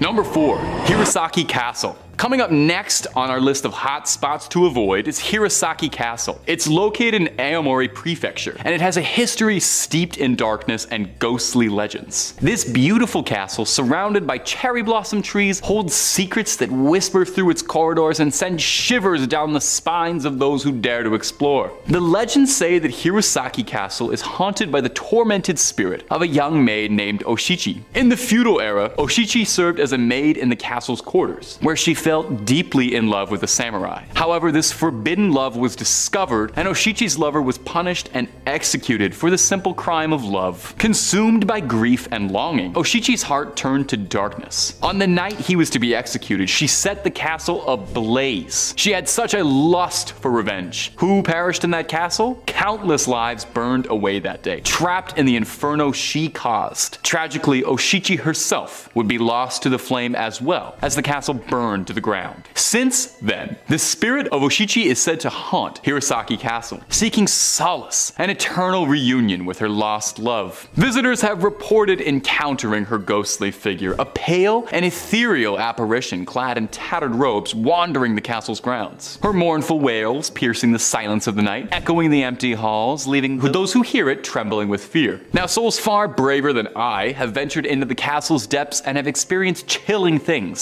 Sounds of footsteps that appear to be coming from nowhere but following them, a cold gust of wind that tickles the back of their necks, and an overwhelming feeling of being unwatched by unseen eyes. Shadowy figures flickering in the corner of your vision. Some visitors have even claimed to witness the sight of flames dancing in empty rooms, a ghostly reminder of the tragedy that unfolded centuries ago. I'm certainly not brave enough to visit Husa Castle, but if you are, definitely check it out. I just recommend you know exactly where the fire exits are before you go, just in case. If it happened once, it might happen again. That's all I'm saying. Number 3. Himeji Castle and Okiku's Well. Himeji Castle. It's a majestic fortress located in Himeji City. Despite the castle's outward beauty, it hides a dark legend centered around a cursed well, so infamous that it's inspired countless folk tales and the iconic Japanese horror classic Ringu. The legend revolves around a girl named Okiku, who served in Himeji Castle during the feudal era. Okiku possessed a great beauty and caught the attention of a samurai lord. She rejected his advances due to her loyalty to another samurai. Enraged by this rejection, the lord framed Okiku for a crime and accused her of stealing one of 10 precious family heirloom plates. Okiku knew she was innocent, and thus she refused to confess to the crime. The lord was a sadist and treated Okiku with cruel impunity. He tormented her, subjecting her to unspeakable acts, things better left said in polite company like my YouTube friends. Determined to get her to confess to this false crime, he cast her into a well, where she would fall to her death. This well is now known as Okiku's Well, and it's become a place of dread and sorrow. Do not drink anything that comes out of this thing, because it's said that Okiku's ghost emerges from the well, counting the plates repeatedly in a desperate attempt to prove her innocence and seek justice. Now, legend has it that if the count reaches 9, a terrible curse will befall Himeji Castle and all the inhabitants. Now, if this sounds kind of familiar, and maybe because I mentioned that it's the inspiration for Ringu earlier in this point, this was the inspiration for the iconic Japanese horror film franchise. A cursed videotape haunts anyone who watches it, leading to their gruesome demise in 7 days. The film's ghost, Sadako, or Samara Morgan if you're American, shares similarities with Okiku, including her ghostly emergence from a well and a vengeful desire to seek justice. And you know what? I bet both Okiku and Sadako are actually real sweethearts if you just sit down and get to know them. The well in Himeji Castle continues to captivate visitors who report all sorts of eerie things. Disembodied whispers and overwhelming feeling of unease near the well's vicinity. Are you brave enough? I honestly would not even dare. And also, I gotta work in 7 days, so I can't be watching any haunted videotapes. Number 2. Inanaki Island. Deep within the mist-shrouded mountains of Japan lies a place that chills the souls who dare speak its name, Inanaki Village. This cursed and forsaken village holds a dark legend that scares even the bravest paranormal enthusiasts. According to the folklore, Inanaki Village was once a thriving community, but a series of horrific events would lead to its downfall. The villagers were driven to madness by an unknown force, descended into depravity, practicing dark rituals and unspeakable acts of cruelty. You gotta sub to the Patreon if you want to hear about all the unspeakable acts, all the stuff that's too unspeakable for YouTube. Their actions attracted the attention of malevolent spirits, which descended upon the village, claiming the lives lives of everyone. Since that fateful day, Inanaki Village has been enveloped in eternal darkness. The streets run rampant with poltergeists and all manner of spiritual prankster. Legend has it that those who are daring enough to venture into the village are forever trapped, doomed to be tormented by the restless souls, and eventually join the Legion back there. Whispers of the village's legends echo through the forest, warning travelers of the malevolence inside. The air is thick with an otherworldly presence, and the sounds of disembodied voices fill the night. Witnesses claim to have seen shadowy figures lurking among the dilapidated houses, their eyes filled with anger. It's said to be a place where time stands still, macabre secrets locked away from the world. Now, those who have entered its boundaries report all these things like sudden drops in temperature, a feeling of being watched, scratches appearing on their bodies. The anguished cries of the torment souls who met their gruesome fate reverberate through the darkness. Inanaki Village stands as a reminder of the depths of human darkness and the consequences that follow, and it serves as a warning for those who hear its name. I personally probably wouldn't go, but I recommend you might, and hey, if nobody's living there except ghosts, I'm willing to bet you can probably get an amazing deal on a 1-bedroom there. Might be worth looking into investing. Number 1, Hashima Island. And finally, we've come to our conclusion with Japan's Hashima Island, which is commonly known as Gunkanjima Battleship Island. It is a small, abandoned island located approximately 15 kilometers off the coast of Nagasaki. The island's most distinctive feature that you'll recognize is that it looks like a battleship, hence the nickname Battleship Island. It's not just because they love the Milton Bradley Company over there. Hashima Island was once a thriving coal mining community during Japan's industrialization period. In the early 20th century, Mitsubishi developed the island to extract coal from the island's rich undersea mines. As the demand for coal increased, the population on the island grew as well. To accommodate this growing workforce, high-rise apartment buildings were constructed, making this island one of the most densely populated places in the world at the time. Imagine how bad the rent was here. Now, eventually the island got just too saturated in the 50s. With the decline of coal mining in the 70s, the island's viability decreased and Mitsubishi shut down the mines. The inhabitants left, with nothing left on the island but dust and echoes. Hashima Island still perseveres on. Decaying buildings, rotting concrete, dilapidated roads, decrepit remains of what used to be a bustling community. Do I have another synonym for rotting? Not sure, but if you've got a thesaurus handy, leave one in the comments. The remnants of daily life have been left untouched, leaving behind a very ghostly atmosphere that evokes feelings of stuff like Chernobyl. Now, access to most of the island is very prohibited. The place is deteriorating fast, and local government worries that, any unsupervised intrusion will cause future damage. So there are some incredibly limited guided tours for those looking to wander amidst the memories. And Hashima Island definitely has an appeal to it. It's captured the interest of photographers, filmmakers, all sort of drawn to that post-apocalyptic look.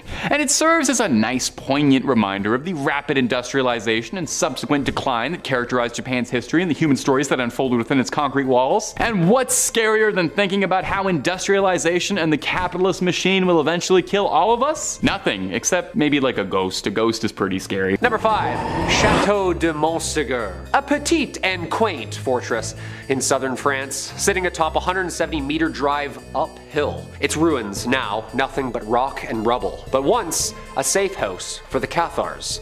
The Cathar vision of the universe was dualist, in that good and light confronts evil and darkness. Right? Pretty straightforward. Very Jedi of them. This belief led them to follow a very disciplined way of life. Before, of course, they were decimated from the Catholic Church, initiated by Pope Innocent III. Innocent, huh? The ruins nicknamed now Satan's Synagogue. Yeah, nice and light right off the top, huh, Kyle? Described as one of the last Cathar castles and has been listed as a monument historique by the French Ministry of Culture. Cathar, from Greek meaning pure. These people were devout. In 1233, the site became the seat and head of the Cathar Church. The fort roughly housed about 500 people during this time. In 1242, a military of about 10,000 troops fought against the castle that was held up by only 100 Cathars. So like very Jedi all of a sudden. The siege lasted 9 months. Until 2 years later, the castle finally surrendered. North of 200 Cathars were burned in a giant bonfire, unless they renounced and changed their faith, some taking the Cathar vow just weeks before this. Those who renounced the Cathar faith were allowed to leave, but the castle itself destroyed. The field below, now famously known to have been where hundreds of men and women were burned alive. The apparent bonfire that happened sparked a curse from the Cathar peoples. Legends of these ruins say any person who strays off the marked footpaths of these ruins and loses their footing will drop off of every side of the citadel in the sky. Sounds more like a metaphor to me than a curse. Number 4.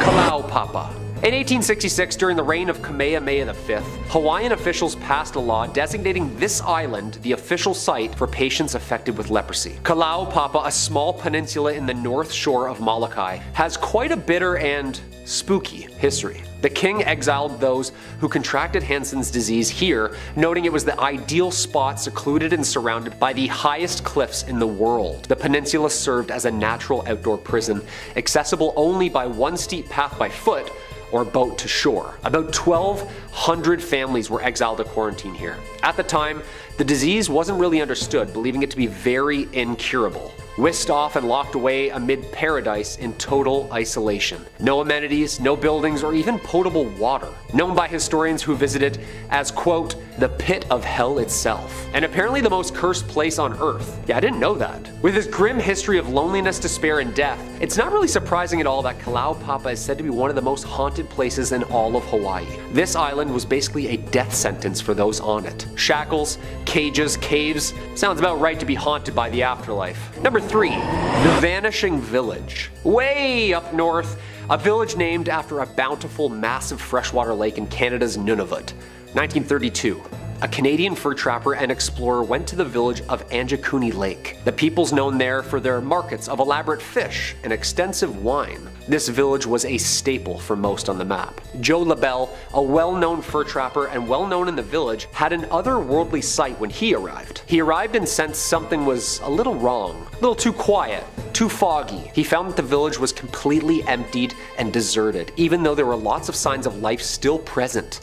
Campfires blazing, pots still boiling, doors were even open, and food out waiting to be served. Thousands of Anjakuni villagers had simply vanished. He sent a telegraph to the closest RCMP office and told them about his account. And here's the scary part. They launched an official investigation which was never solved. They took a testimony from another trapper and his 2 sons who said they saw a large cylindrical object transform into a bullet shape before flying directly over Anjakuni Lake. At the village, the police found the kayaks were still on the beach, meals still in the early stages of rot, and apparently the headstones were even stacked neatly in piles on either side of the graves. Okay? To this day, there's no proper explanation for this mass disappearance of people and the hundreds of empty graves. Number 2. Skeleton Lake. Deep within the Himalayas of India lays the bay of an ancient lake, shrouded by an ancient mystery. Rupkund Lake, famously known as Skeleton Lake. It was rediscovered by the British Forest Rangers in 1942, and what they found was pretty jarring. Hundreds of ancient human skeletons found at the edge of the lake. Investigations led some to think that this was a catastrophe of some sort, or the remains of a legendary event where a group was suddenly killed in a violent storm around the 9th century. Nope! 3 different groups of people died here all at different times. It's not located on or near a trade route. No evidence of any ancient bacteria pathogen, ruling out diseases. Yeah, this one's really weird. One group of people had genetics to present-day South Asia, while the other group related to the people of Central Europe. And finally, a group particularly from the Greek island of Crete. But how? All here? They found the bones and deaths were genetically separated in time by as much as 1,000 years difference. Wooden artifacts, iron spearheads, even slippers and jewelry were found by the National Geographic team who studied 30 skeletons in 2003. Skin still on some of them. Ugh. 300 people have been found so far. Legend goes, Parvati, a supreme goddess, cursed the kingdom, unleashing drought and disaster upon them. She sent down a blizzard of hail and whirlwind which swept the people into the lake. Their skeletons are a warning to those who disrespect the goddess. I mean, maybe. The skeletons are visible in the clear water of the shallow lake during 1 month when the ice melts. That's terrifying. I'm gonna chicken out right now and just never visit this place. Just show up and get Jack Skellingtoned? Are you kidding me?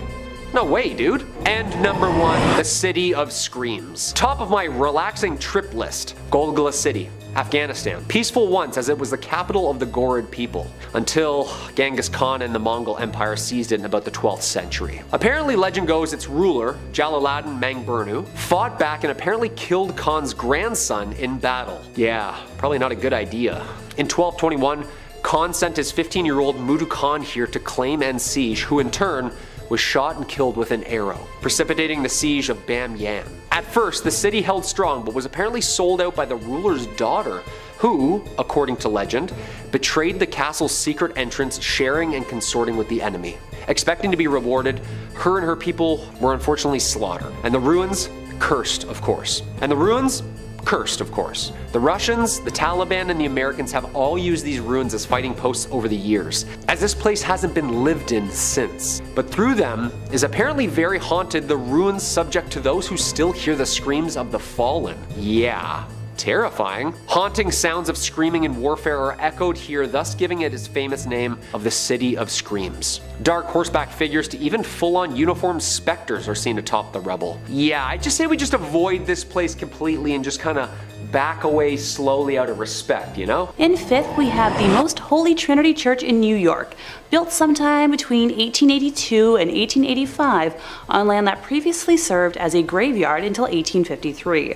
According to local rumors, not all of the bodies residing there were exhumed from the graveyard, and the spirits of those left behind still inhabit the grounds to this day. The church property covers an entire city block, and it is said that there are false closets leading to bricked-up doorways, tunnels, and random sub-basements throughout the church and convent. There are also mysterious passageways on the upper levels of the church, where legend says only priests are able to enter. The church's rectory was built in 1872 by its second pastor, Monsignor Michael May, who later passed in his room on the second floor. Priests who live in the rectory have used that space for mainly a guest room ever since, as no one has ever been willing to live in it on an ongoing basis. Guests have experienced lights being switched off and on, hearing strange noises, and the sound of a person walking back and forth while trying to sleep. Phantom footsteps have also been heard on the staircases in the building, and dogs who were once kept as pets in the rectory would stare in a trance-like state down the basement stairs, as well as into the dining room when the building got cold. In 1897, a parish bell ringer named George Stell's life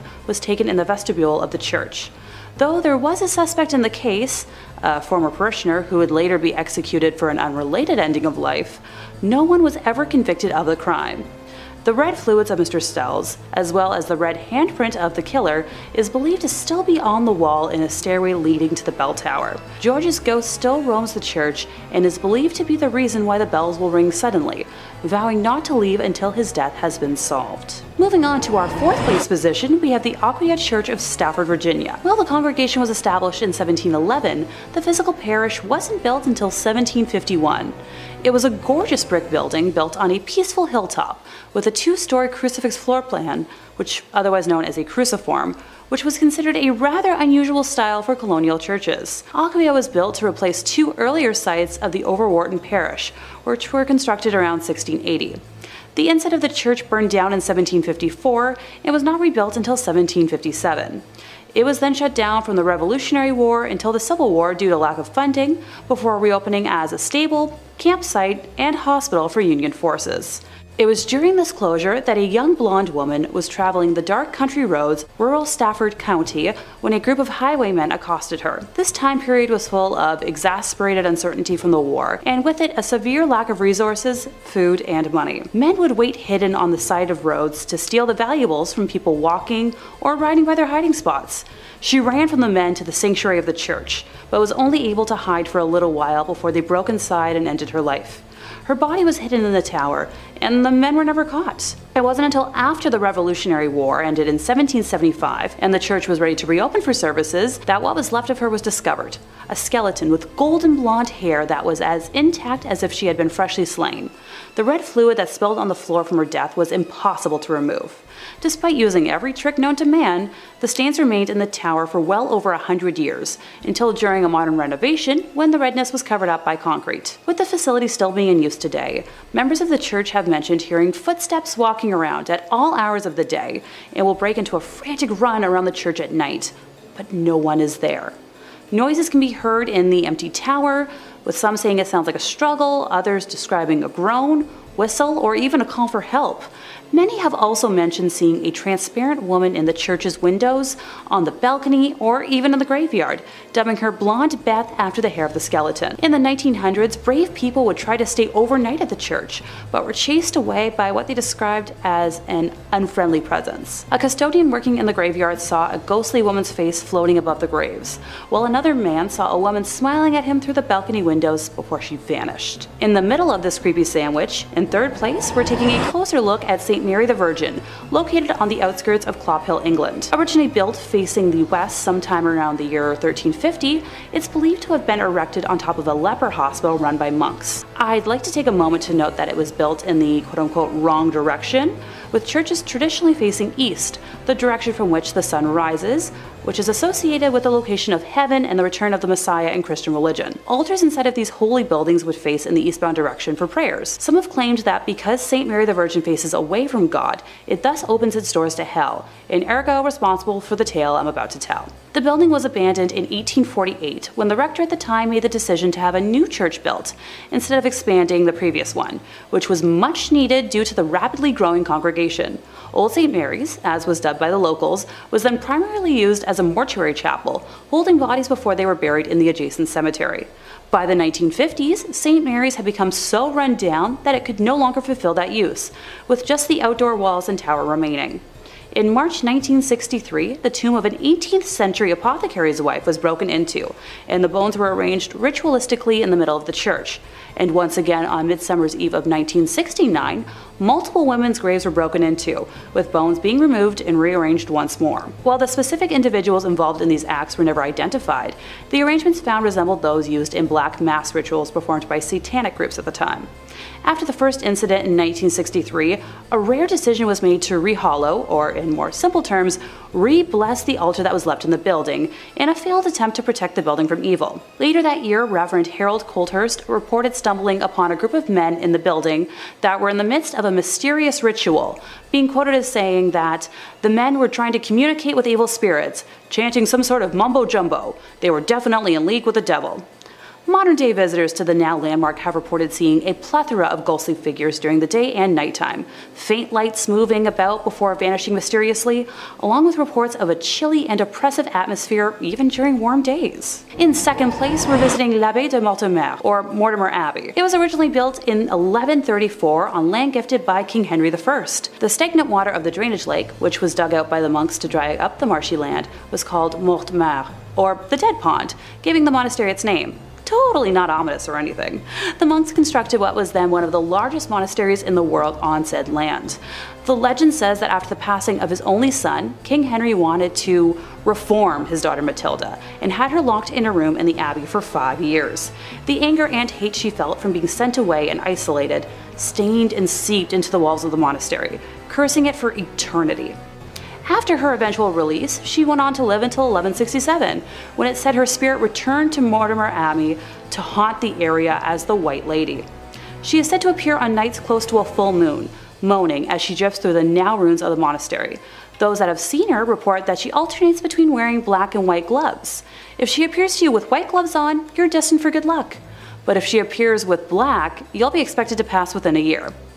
Alas, Matilda is not the only spirit one must worry about if visiting the abbey.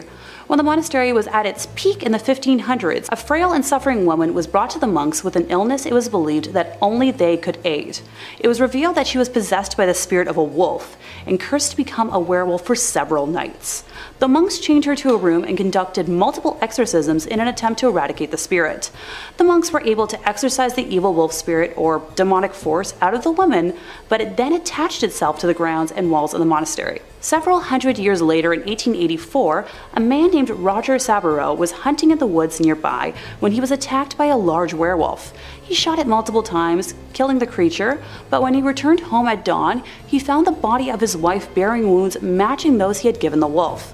People say the spirit of Roger's wife and his own heartbroken spirit still wander the area when the moon is full. The abbey was exorcised by the church in 1921, but still remains haunted to this day. And coming in first place, we have the Abbey of the Black Hag, locally known as Monaster Galaduf. Please don't curse me for my pronunciation, St. Catherine's Abbey, or simply as Old Abbey. It's located roughly 2 miles east of the village of Shanagolden, in the townland of Old Abbey. Gee, can you tell where it got its name? One of the earliest recorded nunneries in Ireland, with its first official record being around 1298, it was built on land donated by John Fitzthomas, and has the typical layout for abbeys of its time, with a dining hall, cells, isolated meditation areas, and other rooms still able to be identified amongst the ruins today. During the 15th century, there was a major battle for supremacy in the area between the Earl Fitzgerald and the prestigious Butler family, of which the Earldom of Ormond belonged.